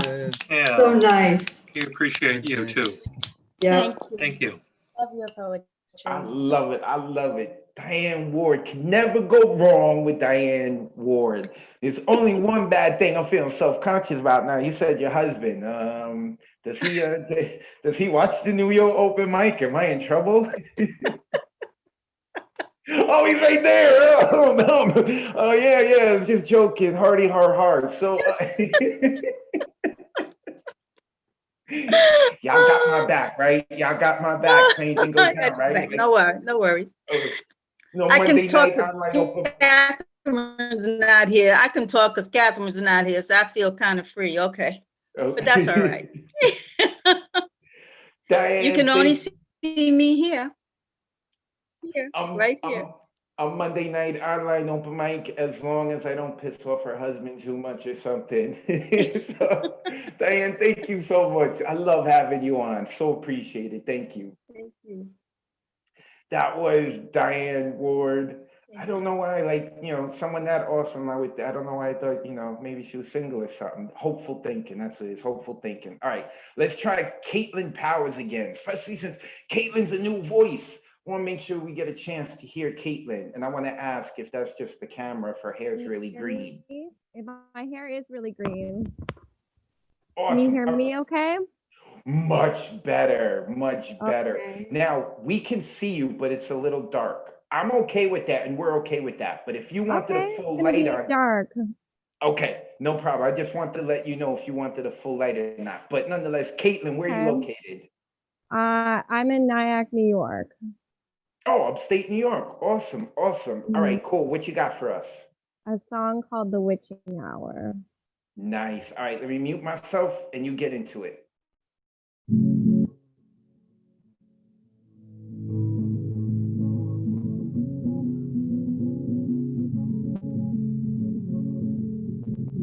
Might be the one I trust. I might be your fool. They say I'm quite a lot. Is that fine by you? Caitlin, I'm sorry to stop you. It's hard to hear you. Caitlin, it was hard. We heard you really well in the beginning. It started to die off. And God damn it, that voice sounded so beautiful, that first line. Go ahead, try again. I'll just sing louder. Okay. Or maybe if you, oh yeah, you got the I got the guitar in mic your in front of hand. me. Okay. Yeah. Or if your friend or boyfriend, whoever that is, like maybe hold the mic and hear you or something. You Yeah. sounded beautiful, that first Can you hear me line. now? I put Oh, the mic more in front of my mouth. Oh, hear you perfect. Go ahead. Okay. Will you call me wild, or are you crazy too? Will you stand by my side, or will you cut me loose? 'Cause I'm going out tonight. I'm gonna burn a bit too bright, like a moth drawn to the light. I can't resist. It's a witching hour. Come on and take me higher. There's nowhere else I'd rather be. I'm a disciple of the good times, but a slave to the bad. Why can't we feel like this forever? I'm no good at being sad. We can run out the sun. Put your finger on my trigger. I'm a loaded gun. Keep it fun. Everyone, one. Tell ourselves that it don't matter, that the morning it won't come. I'm going out tonight. I'm gonna burn a bit too bright, like a moth drawn to the light. I can't resist. It's the witching hour. Come on and take me higher. There's nowhere else I'd rather be. 'Cause oh, I just keep wanting more. It's really not my fault. I've got a taste for trouble. Don't go waiting by the door. I've got what you wish for, to be the one who tamed the wolf. I'm going out, I'm going out, I'm going out, and you can't stop me. I'm going out, I'm going out, I'm going out, and you can't stop me. Out tonight, I'm gonna burn a bit too bright, like a moth drawn to the light. I can't resist. It's the witching hour. Come on and take me. There's nowhere else I'd rather be. That's it. Unmute yourselves and give That was Caitlin some awesome. love.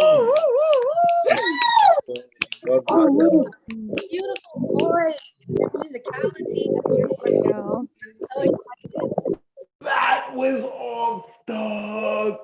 We didn't get to hear the guitar too much and the voice, because of the audio and the mic, we didn't hear it too much, but it was like, your voice must be like super powerful, because even through the bad audio, I was so into it. I was so into it. Like, and the character to your voice, the different inflections were most important, right? Like, I'm a writer and I so appreciated the lyrics. It didn't sound like everything I've heard. Make sure you check out the chat. People said so many nice things about you. Caitlin, where can the people find you online? I'm Bert Cobain, Bert.Cobain on Instagram. And you can find me on SoundCloud under Caitlin Powers. awesome. Make sure that you are not a stranger. Also, I hope you know that we do this on Thursdays as well, okay?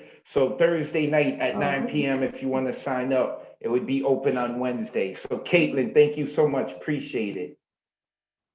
Caitlin Powers. That was awesome. That was so dope. Horrible microphone, but I was still so into it even while she was rocking through it. So loved it. All right, I'm happy we got to Caitlin.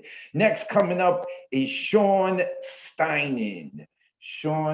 I didn't see the name Sean Stein. Oh, I see it now. I'm horrible. Forgive me, Sean. I'm looking for a guy. I'm so horrible. I know Sean is a woman's name too. Hello, I'm Sean. So I didn't know about the theme tonight, but I think the two poems I have sort of fit it because I think that, you know, growth is a gift and growing as a person and changing as a person is a gift. So this first Okay, poet. I see you flipping it. Go ahead. Yeah, try to make it work. So the first poem is I wrote when I first moved to New York, like 3 years ago, and then the second one is from this summer. So like contrasting how I felt then versus now. So yeah, this is I haven't performed anything in a long time, so be gentle. Okay. This first one is called Safe Places. I have lost all my safe places. A certain basement that smells like paint, where first kisses linger like ghosts in the walls. Backyard string lights at night, Polaroids, I'm wearing overalls, paintbrush in hand, never again. A dark swimming pool drenched in moonlight, full of leaves that fell from summer trees. Attic bedroom, screen window that doesn't open, vinyl spinning has melted on the edges from burning things, burning thick scented oils, thin blankets. White bedroom, more candles, window panes frosty, eyes glossy, tears that feel safe enough to be shed. Velvet underground, country roads, sunshine, windows down, crisp air. Mall parking lot, smoking pot, notebook propped against the steering wheel. I write poems and feel youth all around me. Inside a car covered with snow like a white cave, no sound penetrates, just the radio crackling like a fake fireplace. Wooden swing set hanging from the tree, a red for sale sign took it away from me. Bus ride to school, falling asleep, Lou Reed's voice my lullaby. Dawn, cotton candy sky, three-wheel bike nighttime escapades, the smell of sage in dark bedrooms with wooden floors. Lying on cold pavements, staring up at a cold winter sky, counting the stars, we are at peace. Leaving home, I know nothing anymore. I have no more safe places. I'm in a city full of strangers. There's danger in the type of loneliness I feel. I peel back layers of myself alone in my room.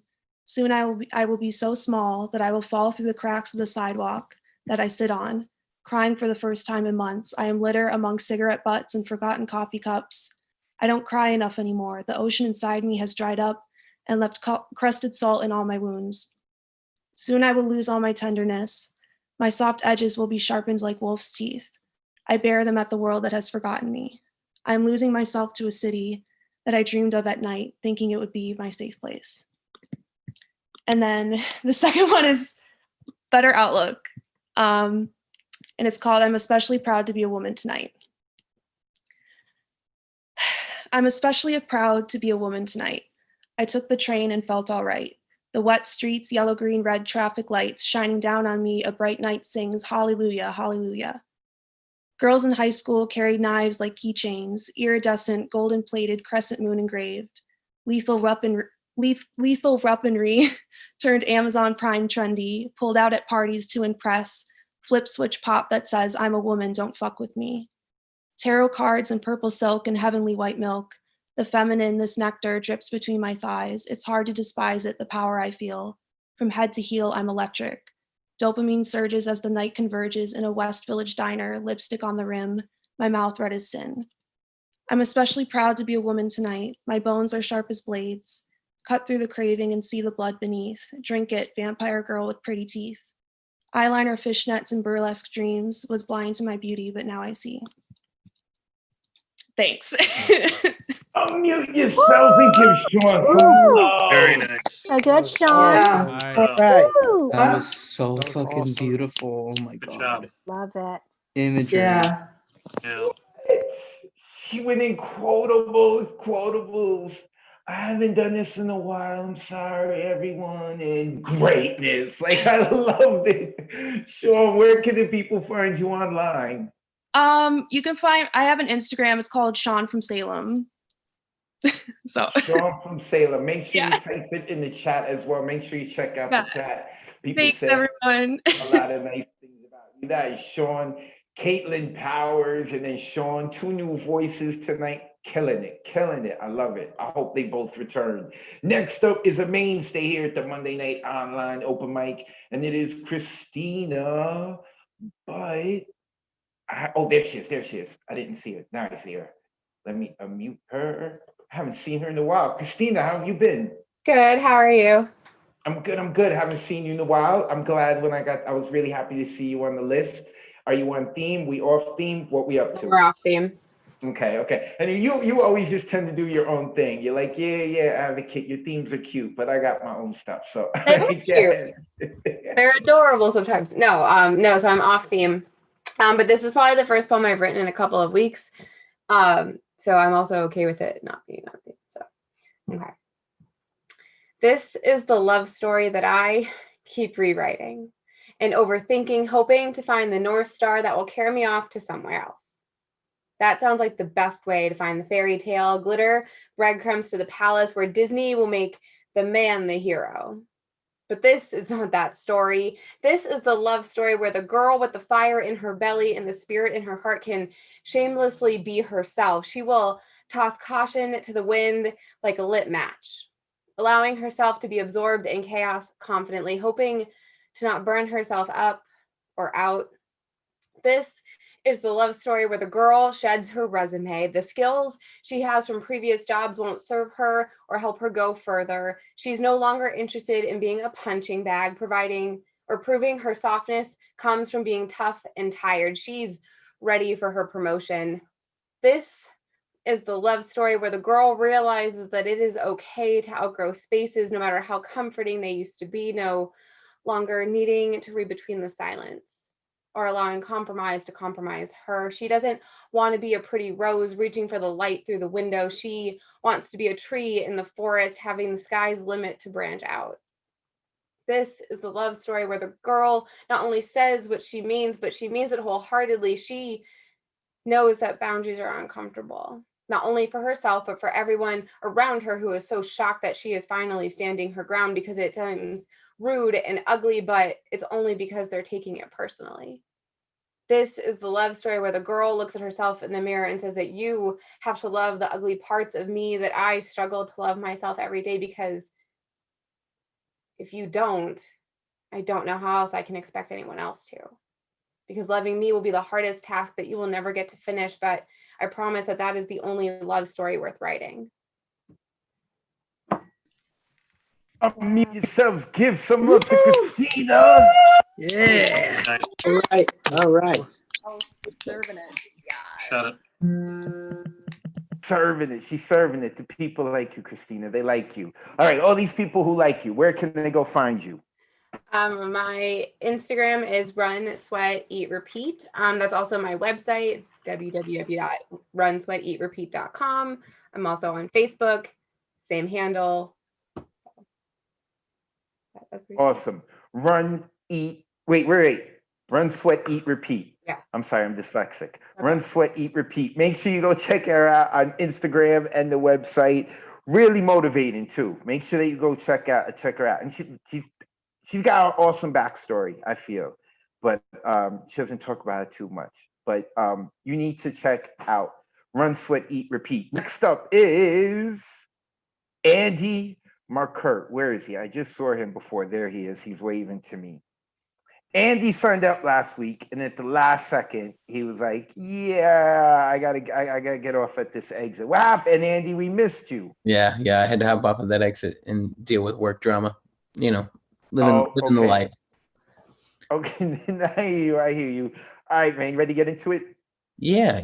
Let's do some poetry. Yeah.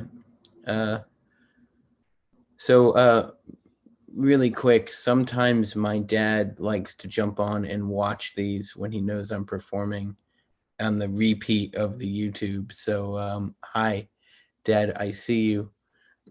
This one's called My Father Tends the Garden. Growing up, I watched my father tend a garden. He never told me where he learned to do it. I'd like to think he learned as a boy out of a love of nature, but more likely he learned them as a matter of subsistence. Maybe I prefer the fairy tale of the brilliant boy botanist to the reality of a rural poverty.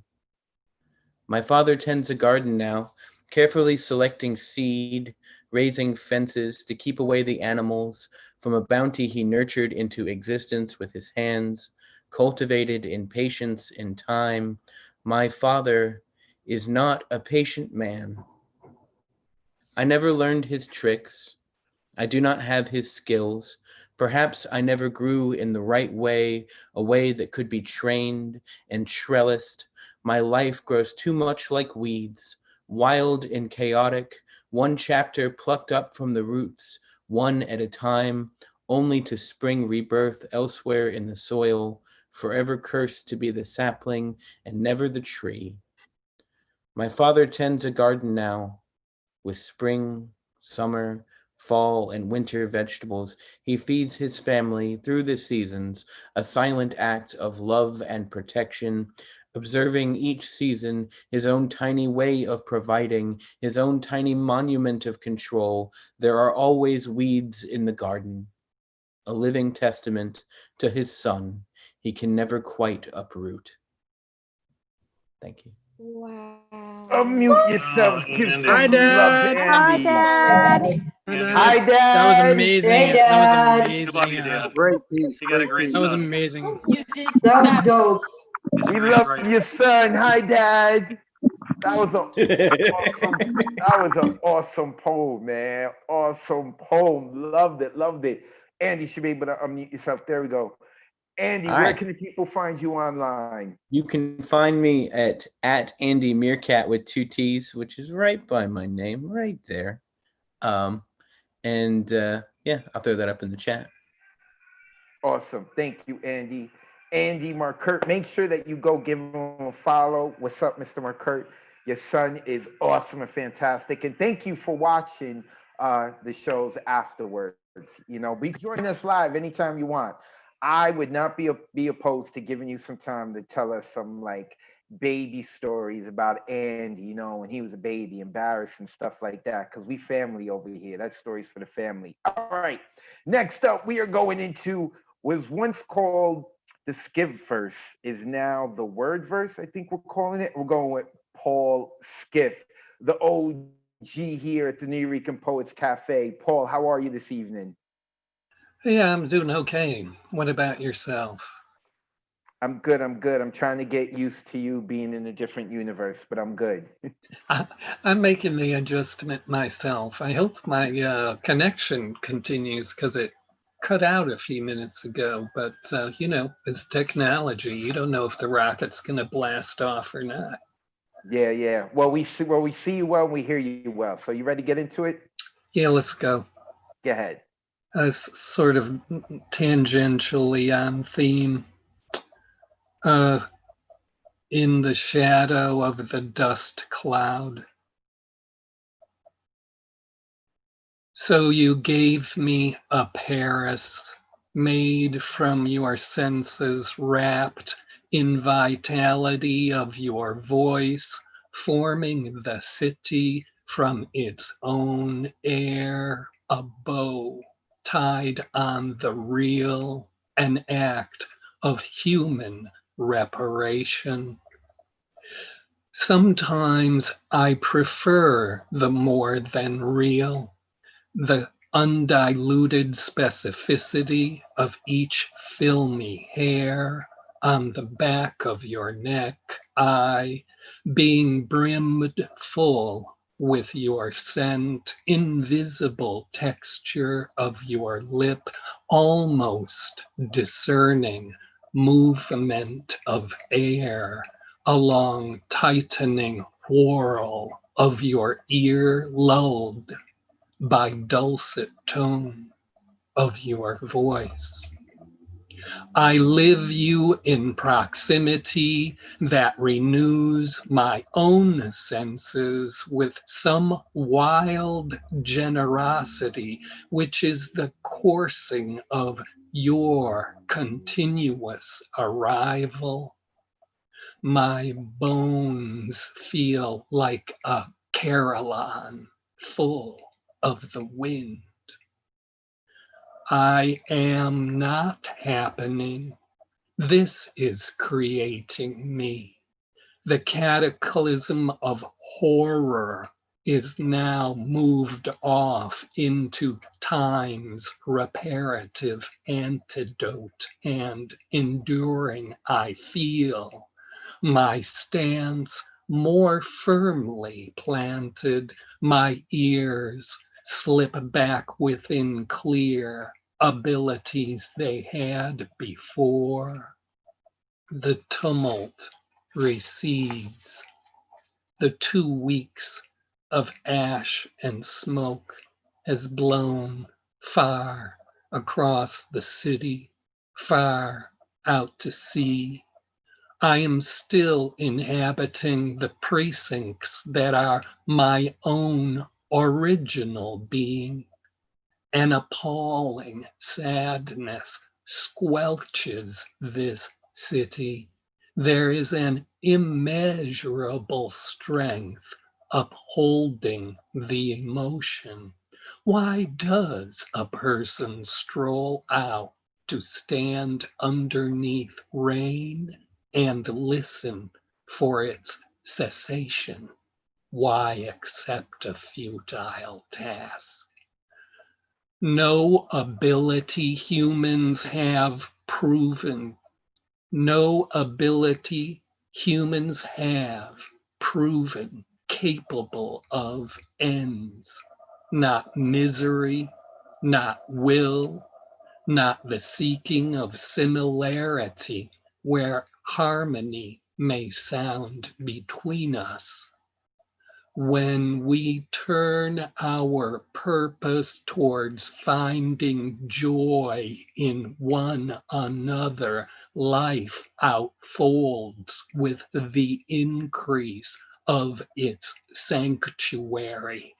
Our spirits prosper, our vision lifted to the clear prospect. I do not wonder where violence comes from, close inside as an idea, a fear, a memory, there at the end of the hand of man. Finding a new way to be alive requires we leave that knowledge alone, unheld, then understand our shared ability to create the world with our lives.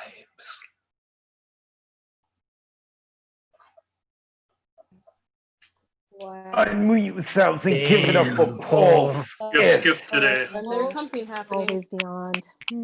All right. Hear you, Skiff. So good. Thank you so much. Bunnies are so terrible. It was like a trance we were in right there. Like, and now I'm asking you, like, pull yourselves out of the trance. Paul, I love the line too. Wait. I just lost it because I saw Miro had posted it as well. I'm not creating. I'm not happening. This is creating me. I'm not happening. This is creating me. Oh, I love that line right Yeah, there. you all know that feeling, right? It happens to everybody. You just kind of suddenly bewildered by just how rich what's going on is impinging upon your senses.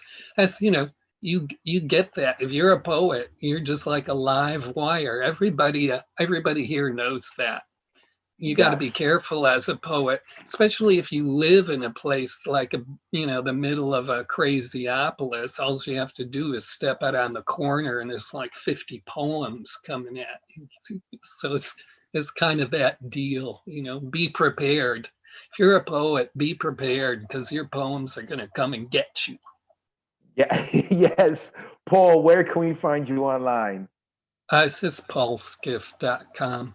Thanks again. This is this is a really nice reading. It's a good, a giving thanks week. So, we've all made it here through this craziness, compiled with multiple layers of other craziness is going on. So it's really enheartening to see everybody here again on another Monday night. And that's why I come here to see you all. So thank you very much. And thanks, Advocate.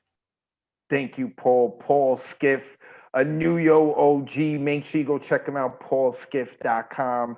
Like I said, he's got more claim to this New Yo open mic than I do. Next coming up is someone we haven't seen in a while, and that is Jenna Can Do No Wrong Fleecing, except she can do wrong, like not show up. Where have you been, Jenna? How are you? I'm really good. I've been good. School has been very, very stressful. But Okay. yeah. Okay. You're forgiven because it's you. Thank you so much. Yeah. But Are you prepared? You ready? Yes, I am ready. I'm back home now with Jack, and we wrote some poems together. So so these are some poems together.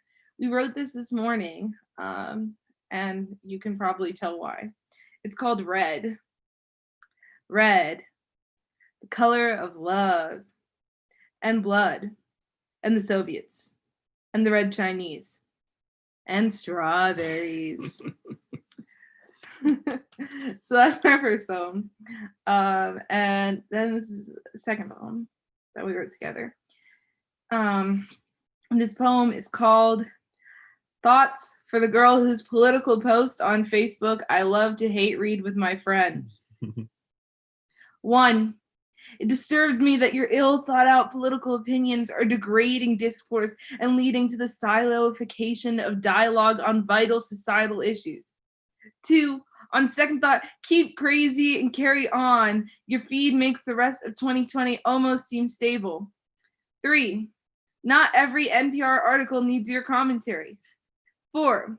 Could you please avoid posting pictures of cats at tea time? It ruins the pace of our scrolling. 5. Using big words doesn't make you sound smarter if you use the smaller words around them incorrectly. 7. Reposting other people's posts doesn't relieve you of liability. 8. I bet you were too busy missing the fact that the choir is already converted to realize that we skipped number 6. 9. 2 supportive comments does not justify your opinion. Furthermore, disabling other people's comments doesn't make you right. 10.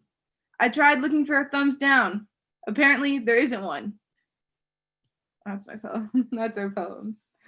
Unmute yourselves. Give it up for Jenna Fleecing. Nice to have you back. I'm living for Everyone you, can Jenna. relate. Loved it. Loving the red too. Jenna, where can the people find you online? You can follow me at Jenna's Poems on Instagram with the Z at the end. Awesome. So have we wrapped up with school? Yes, yeah. I have like 3 exams to take, but those are next week. So Awesome. So that means you're going to be around again. Great. yes. Your Mondays are booked. Definitely. All right. Make sure you put the info in the chat too. Okay. Awesome. Jenna Can Do No Wrong Fleecing. I missed her. But yeah, doing the school thing. I get it. All right. Vale Larkin. Now, I know Vale was on before because they hit me up. Wait, I see Vale. I hope I'm saying that right. You are. Can you hear me? Yep, I hear you perfectly. Vale Larkin. Awesome. Where are you located? Pittsburgh. Oh, okay, Pittsburgh. All right, cool. Yeah, I've I'm been from to upstate New York, but I live in Pittsburgh now. All right, cool. And green hair. I'm seeing a trend here tonight. I'm digging the hair, right? Yeah, It is it's green? weird. I dyed my hair purple a few years ago, and then everyone dyed their hair purple, and then I dyed my hair green, and now everyone's hair is green. You're the I trendsetter. think. I don't know. You know what? If you're the trendsetter, you know what I think? I don't think that's it because I'm disabled. I'm a wheelchair user. No one ever imitates me. Hi. Hi. Go ahead. I'm gonna mute myself. I'm gonna let you get into it. Okay. This is called Postscript, and it starts with a quote from Edgar Allan Poe. Quoth the raven, nevermore. I shot that fucking bird and ate it 2 nights later, ink not yet dry. I shot that fucking bird right off the head of wisdom herself in all her stony glory. I would not have chosen to consume that rank flesh, so imbued with carrion as to turn the guts inside to outside and contents be damned. All the same, I needed to do it. Of course, it's to you I'm speaking, always and inevitably. My phantasmagorical lover, my skeletal siren. The winged fright knew that much, didn't he? Before. I killed that lying messenger, filth and falsehoods on his tongue as I took aim and grasped and squeezed and recoiled as if in horror or remorse, but that was not it. By forcing down every bite and singing of sixpence and gagging all the while, I have found it. It is mine now, and a harsher comfort than I dreamed. I have discovered words closer to the real, to the vibrating heart of things. I've heard your voice from a distant shore and have known it for yours beyond and beneath all shallow appearances. That fucking bird lied to break me or mock me, or because it was sent there that bleak night by something looming up and blotting out sky like a parliament in flight.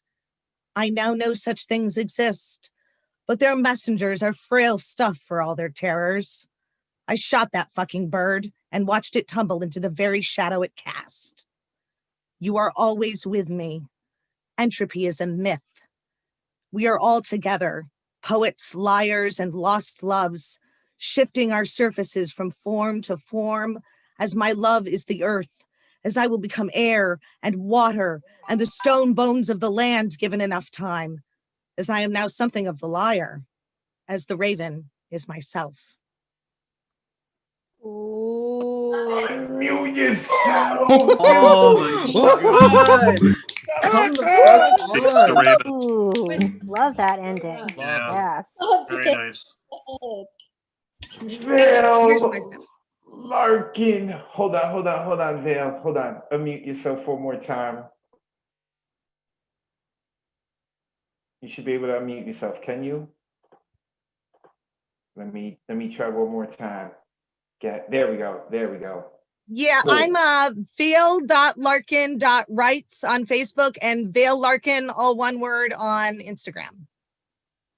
Thank you. Do not be a stranger, Val. Do not. You are a trendsetter. You are. I love it. I love that poem and that energy. Val Larkin. Loving it, man. Loving it. It's the new voices that we hearing tonight. I'm loving it. I hope they all return. All right. Next coming up is a mainstay. I love this dude, Mark Thompson. Where's Ron at? Ron, oh, there he is. I got him. Let me unmute Ron. Ron is connected to all the different types of open mics and workshops. Make sure that you give him a follow. He is also the bodyguard of Diane Ward. You didn't tell me she had a husband, man. But okay, let's get into it. How are you, Ron? I'm okay. Thank you so much, Advocate. Thank you for hosting on Mondays as well as this Thursday with La Brua on Thanksgiving. And I beg everyone, if you are home and you're digesting your food and you're sitting on the couch, instead of watching football, pull up your Zoom and watch and perform in the open mic and invite your friends and family to watch as well. Now, Advocate, I'm a troublemaker, so on behalf of everyone, I have a small bone to pick with you. You keep saying every week, including today, and the slide at the beginning says sign up at 9 p.m. Eastern on Sundays, but 24 hours before 8 p.m. on Monday is 8 p.m. on Sundays. Yesterday, I signed up at 5 minutes past 8 o'clock, and look, I made it barely to spot number 24.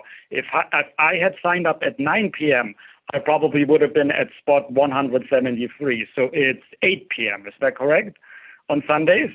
I was informed it's 9 p.m., but I'm gonna ask them because I asked several times months ago and they were like, it's 9 p.m., 9 p.m., 9 p.m. And I'm like, all right, because it said 24 hours. So I'll make sure I'm gonna double check with them. And then if that's the truth, then I'm gonna fix it. Cool. Thank you, Advocate. All right. And over DG showed a sign, 8 p.m. That's funny. I just saw that. That was cool. All right. And by the way, Jenna, she mentioned the red collars and Chinese and Soviet, communist government. I grew up in communist East Germany, and I am so confused about America. If the Republican Party is so against socialism, why are they using the red collar instead of the blue collar? It makes no sense to me, though, So, Jenna, you go, girl. Glad to see you again.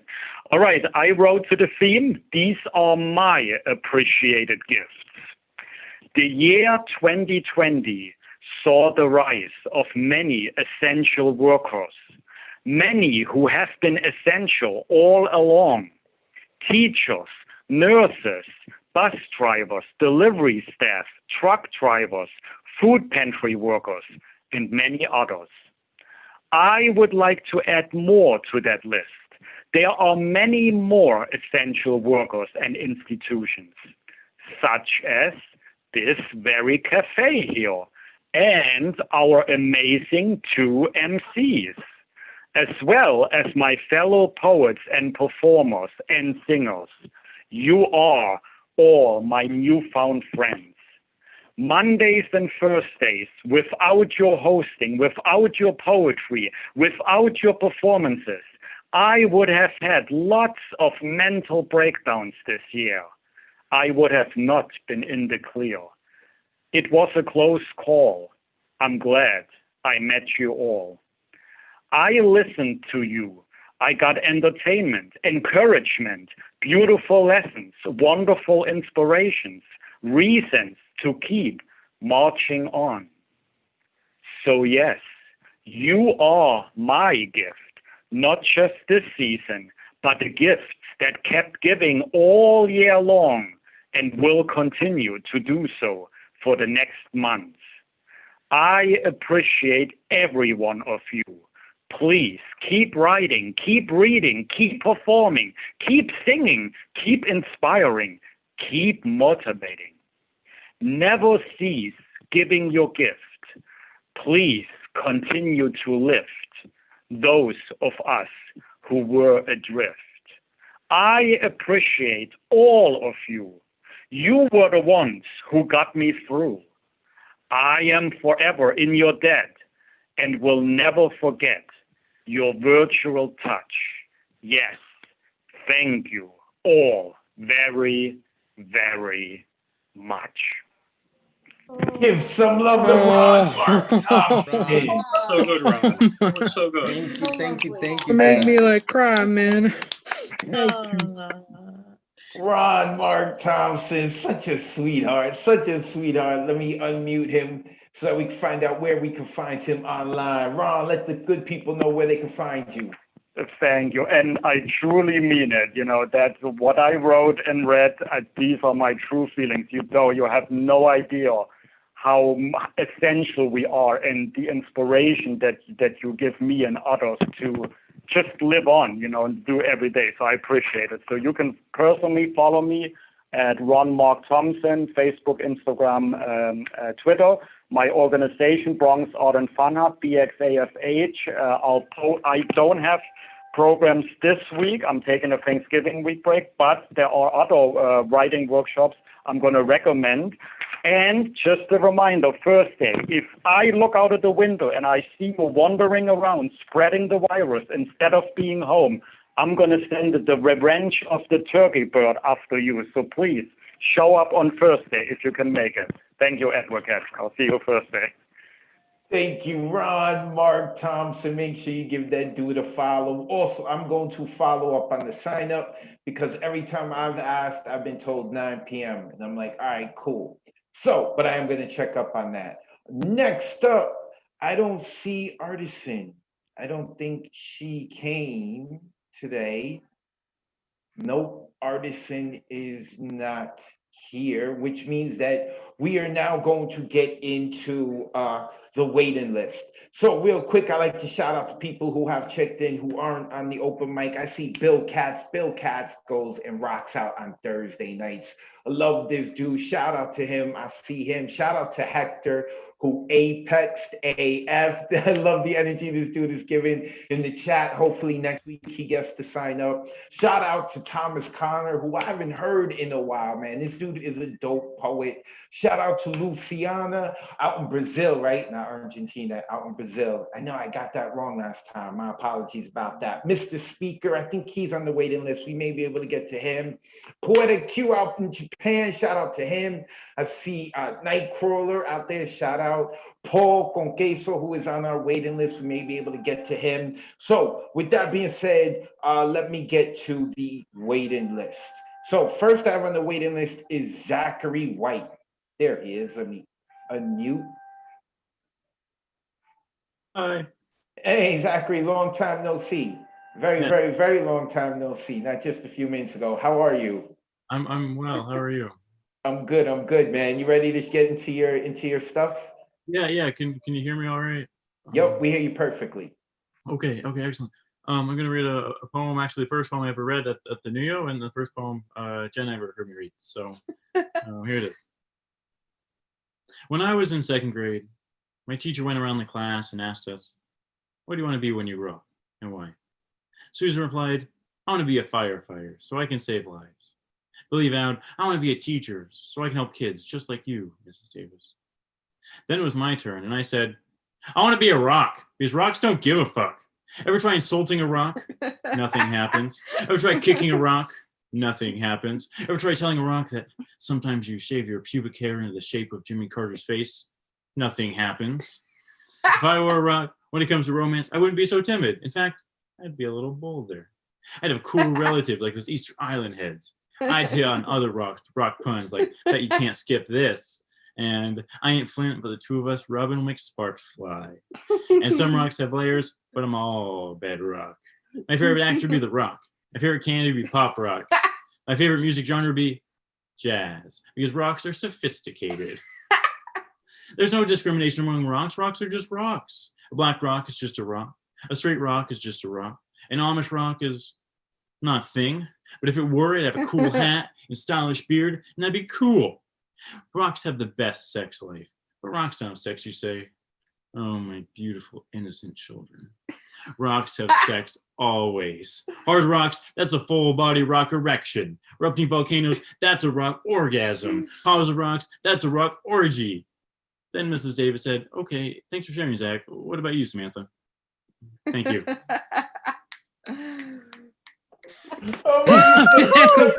I want to rock right now, man. Miss you, man. Zach. You rock. Oh God. Yeah. Zach rocked the house tonight. Love it. I'm glad we got to him. Zachary, where can we find you online? I have another competing death tournament kind of best of the last open mic standing open mic going on, although it's on a different night. So it's on Wednesdays at 6:30 Pacific time. And Jenna's now opening emails, and I cannot see any of you. Oh no, I'm putting the broken mic info in. Oh, okay. I was being uncharitable. Yes, Jenna is very helpful. She's putting in the broken mic info. It's a broken mic. It's on 6:30 Pacific time. Find it on Facebook. If you type in broken mic poetry, you'll find it just like this, but smaller and with more of me. So bye. Awesome. Thank you, Zachary White. The information is right there in the chat. So if you want to go check that out, Jenna just put in the information, the Zoom and everything for Wednesday. Go check it out. Okay, next I have Metronome and Tree, but I don't think Metronome or Tree is here. Man, I was really looking forward to hearing Tree and Metronome. I feel like I haven't heard them in a while. Okay, so they are not here. Next I have Scott Pleasance, who had a difficult time trying to get in, and I don't think he was able to make it in. Look at, oh yes, he is. I do see Scott Pleasance. I saw him keep trying to get in, and so I thought maybe he had left, but there you are. Brother, how are you?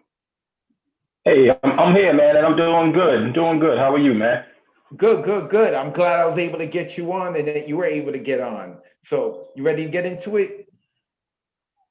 Yeah. I'm ready to do it. Can you hear me okay? We hear you well. We can hear you. Okay. All right. I'm good. Okay. We're living in very interesting times.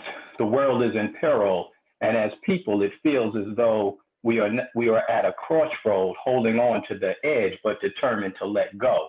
Another battle of cross-sectional ideologies, a battle of the fast versus the slow, a fight for our conscience against the forces we all know. What happens when the smartest are no longer in charge?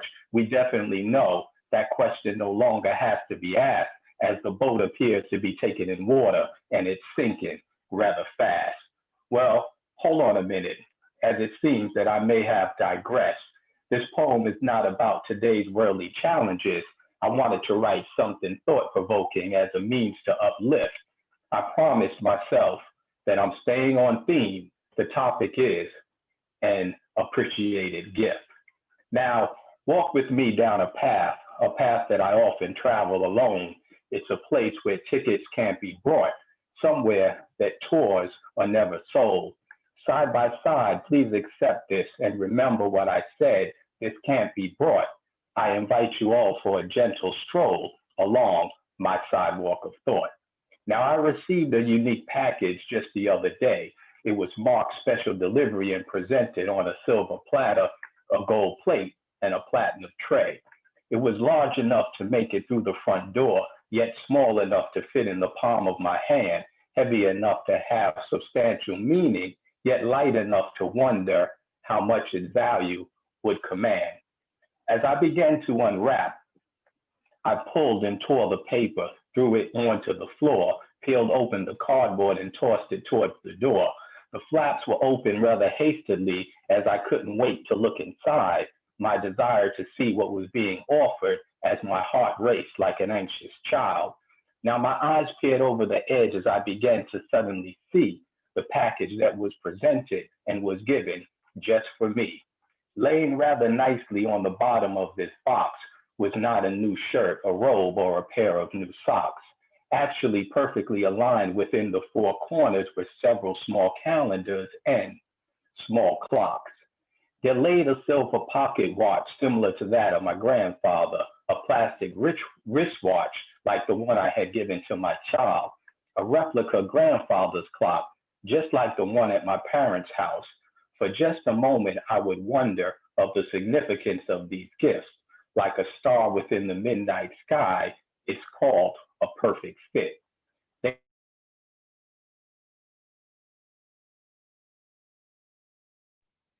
Wait, Scott, can you hear me? Oh no. Yeah.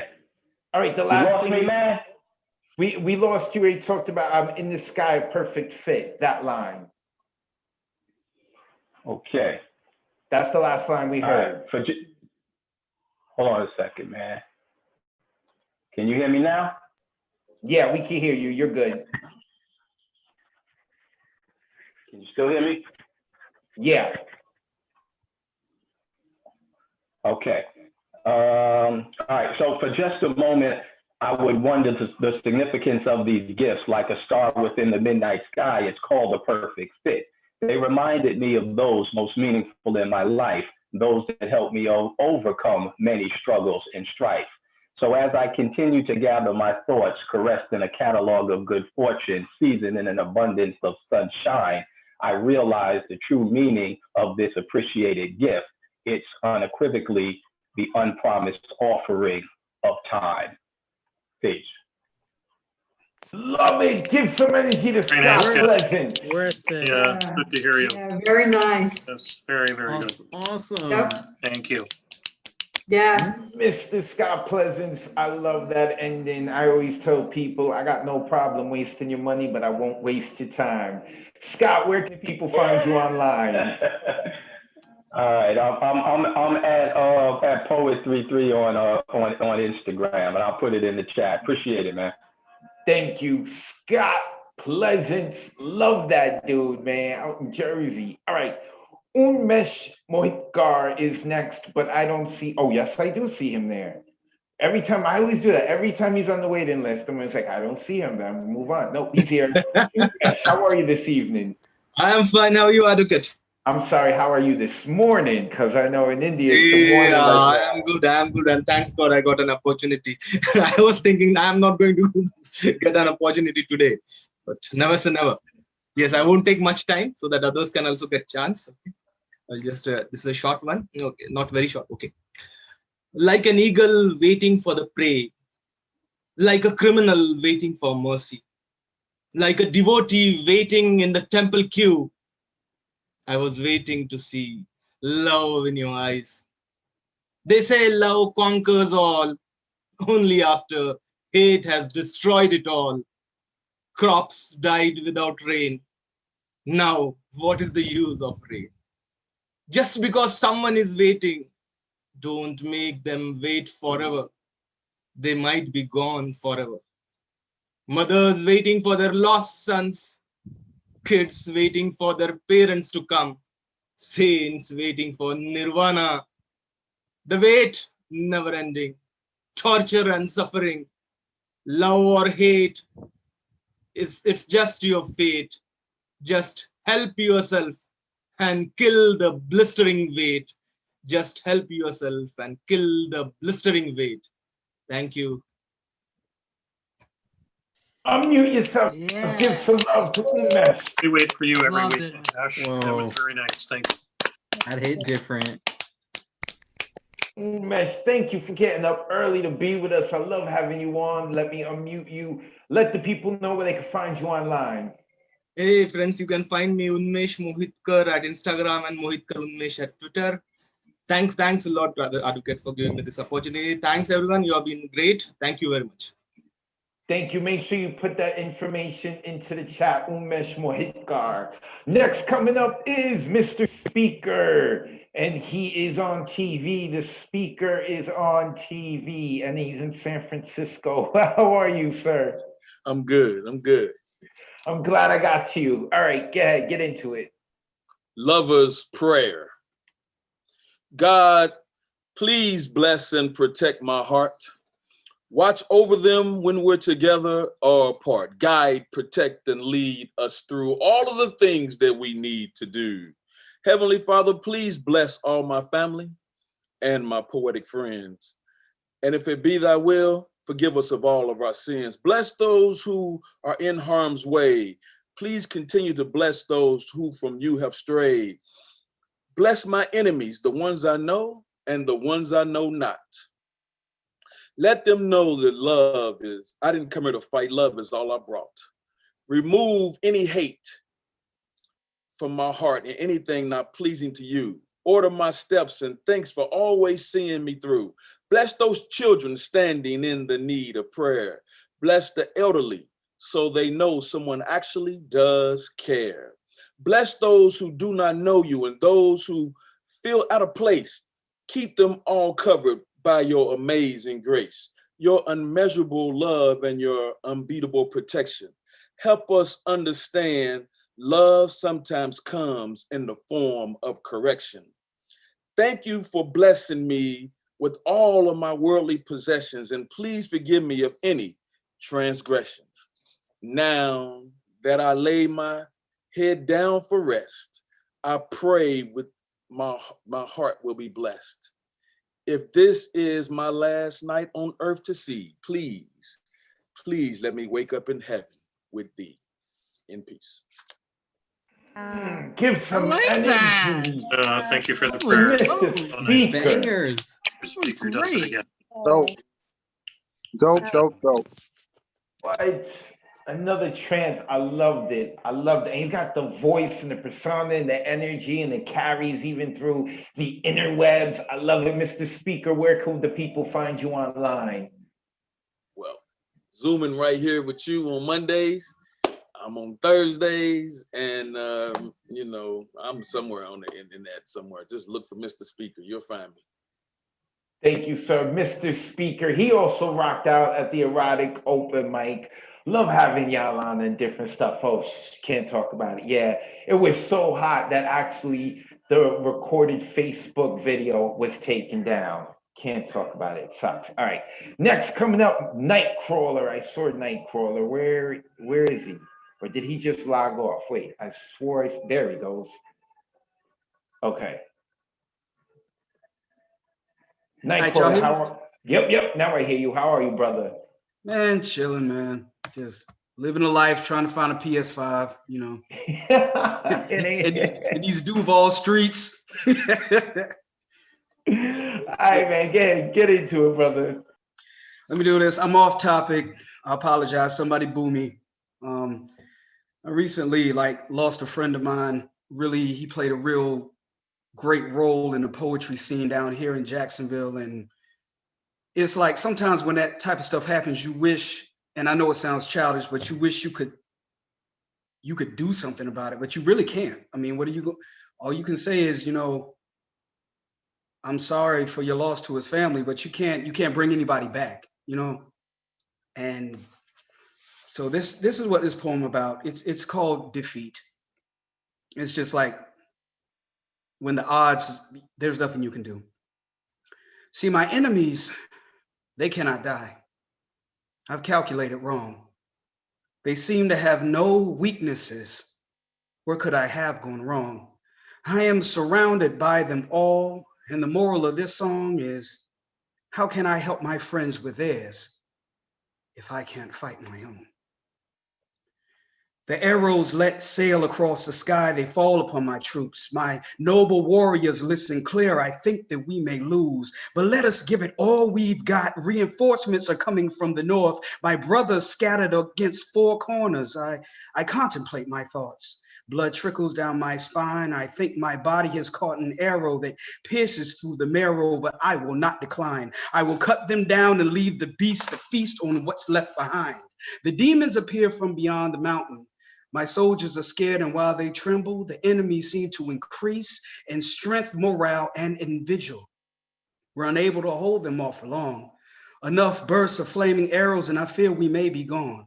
What about my brothers from the north? What about my siblings from the east? I am the west, the south, I cannot aid them, not in the least. The enemy commander approaches, and his eyes remember hell, exactly like he looks. My army runs from Hades' gates. I am the only one. This is my fight and mine alone. I brandish my blade, meet him in the center. He says he will not cease until I am deceased and unremembered. See, my enemies, they cannot die. I've calculated wrong. They seem to have no weaknesses. Where could I have gone wrong? I am surrounded by them all. The moral of this song, how can I help my friends with theirs if I can't fight my own? Thank you. Wow. Unmute yourselves and give some energy to Nightcrawler. Thank you. Nightcrawler, that was Sorry for your loss. Man. I appreciate y'all, man. Thank you. Yeah, we appreciate you. Powerful, powerful. I know I say it all the time, man. Those of us who allow ourselves to be the most vulnerable with our art, that's what the people love and appreciate. There's a strength in that. I appreciate you, Nightcrawler. Trying to unmute you so that we can, one more time, let the people know where they can find you. All righty, so I'll put all the info in the chat and everything, and that's another joint from my book, Another Endless Night. If anybody's interested, you know, I'll put that in there too. I also mail copies too, so if you don't want to go Amazon or Walmart, you know, you can get it straight from me, and it'll be the same price, comes with 2 free gifts. So like I said, appreciate you guys, and thanks again. I'm gonna try to hit up Thanksgiving too for the next one, and one love. Thanks, man. Thank you, Night. Appreciate you, man. Nightcrawler.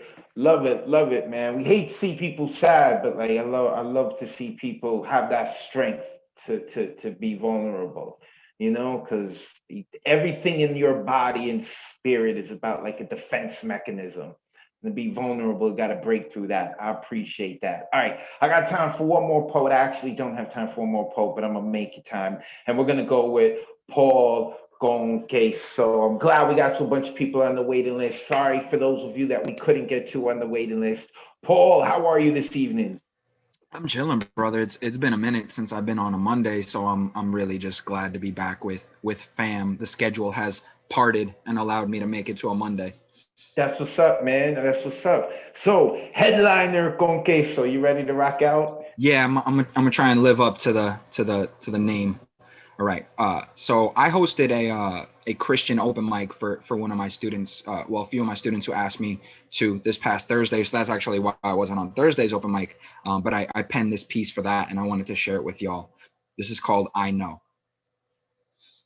See, I was raised with God for a landlord, but he was rarely present in the cramped 2-bedroom apartment my mama raised me and my 2 siblings in. Well, a few of them moved from place to place all across the northern parts of this garden state, far-flung migration, forcible diaspora, the kind that comes from cities burning and biblical plagues. And that's not to say we were raised as heathens or sinners. Just being realistic, I am split between 2 parts of me, the skeptic and the want to believe we originate from something much more divine than our mortal being, the flesh and the blood, the bread and the wine. My geometric equation of faith divided between both sides of my upbringing, one parent religious, one far less, let's call it spiritual.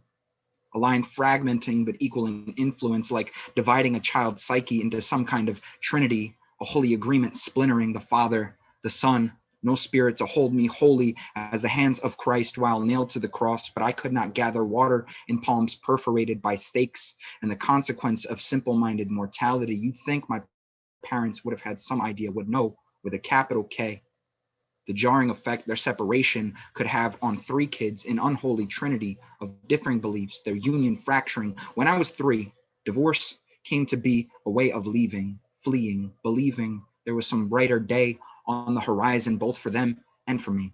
I would later in my adult life become subject to the same fracturing. Did I not learn from them? But what is the point of parables, of biblical tales, of lessons, if not to learn from them? Is it the crucial fact of the crucifixion, not cause for deliverance from our own mortal sins, the same missteps God's very own Son stumbled through just to imprint on us, Father's Son, becoming spirit just to hold our hands holy as his blood-soaked flesh of his flesh? Can we not recognize the wounds bore so deep we can see through them? Seeing my sister at 15 being dragged to church literally by the feet in sleeping bag over concrete, resisting religion so vehemently she would rather take her lumps than sit in a queue of wooden pews waiting to feel judgment's hand, judged and dragged by our Father, gritting teeth in hopes he could drag her to God. Didn't realize only took her further from him. Meanwhile, our childhood was split in 2. One half rules. Sundays spent in Sunday school, graham crackers and juice standing as Eucharist of the juvenile Christ's blood and flesh overflowing from our dollar store cups, conflicting worlds of weekend visits, different in every way, different as taste between bread and flesh. Our mother would spend her Sunday mornings recovering from several pints of blood's red wine, soaking up hungover remnants of a hard day's night with saltine cracker and ginger ale sacrament, not to say she ain't have her faith flipping through earmarked King James Bible verses and highlighting parts in bright yellow, the Mother, the Son, her Holy Spirit in song as much as psalm. Sunday afternoons cleaning the house to Marvin Gaye's Inner City Blues, felt as celestial and worthy of worship as some amazing grace. See, our cultivators of life had faith, but got their creed across very differingly. Our father wearing God on his sleeve, while mom made prayers more tacitly. Neither me or sister were baptized, but rather given to God, a born-again Christian rite of passage, similar in significance to being cleansed by waters holy as red hands, holy as the Red Sea. Parted the day I was given to faith. I was told when I was raised to the apex, there's that word, of the altar of Calvary Chapel in Elizabeth. I wasn't fussy. I didn't cry or stir as a kid. I never made trouble. I was afraid to see my mom's whoopings and my dad's platitudes often put the fear of God in me, which only leads to compacting mistakes much later in life, like my namesake. See, I had foundations modest. You know, my name Paul has existed since the Romans. It derives from the Latin adjective meaning small or humble, I always made myself small amongst my family, have always been tiny, yet mighty, humble, fighting for my beliefs like Paul the Apostle. See, I know my Psalms and shit. I know Paul accounted for half the books which make up the New Testament. How on his way to Damascus, Paul had a vision where God revealed his son to him, the Father, the Son, his Holy Spirit, convincing Paul not only that the hereafter exists, but that Jesus was who he claimed to be. I spent my whole young life in reach of my claim to convince myself I was worthy of this name, to find a vision convincing enough to believe, to trick me into thinking I could lead anyone to some brighter sun. Through my teen years facing the dark, total isolation of bulimia, a monster famished with glaring teeth, throwing me in a pit of stomach to face this beast like Daniel in the lion's den. No weapons at hand, just my own, reflecting on Daniel, how he was armed with nothing but his own blinding faith, that through intervention of his better angels, these predators would bow rather than ravage him. Although I never held the same armaments, fate's armor, no sword or shield, just sandals masking Achilles' heel, my own pride like lion's teeth. I survived somehow, made it out the den wounded, but living, became stronger from fight. See, I know my scriptures and shit, the pillars of salt, cautionary parables. I can recall them at the snap of the thumb, like Genesis, like Lot's wife, looking back at Sodom as she envisioned life, like Gomorrah atop the cliffs of Vormir, not wanting to make sacrifice. If only I had listened to the omens, perhaps I'd have shifted path. Regret became my pillar of salt, a hill to die upon, pillar of foundation of my own ruins. Two angels came for me,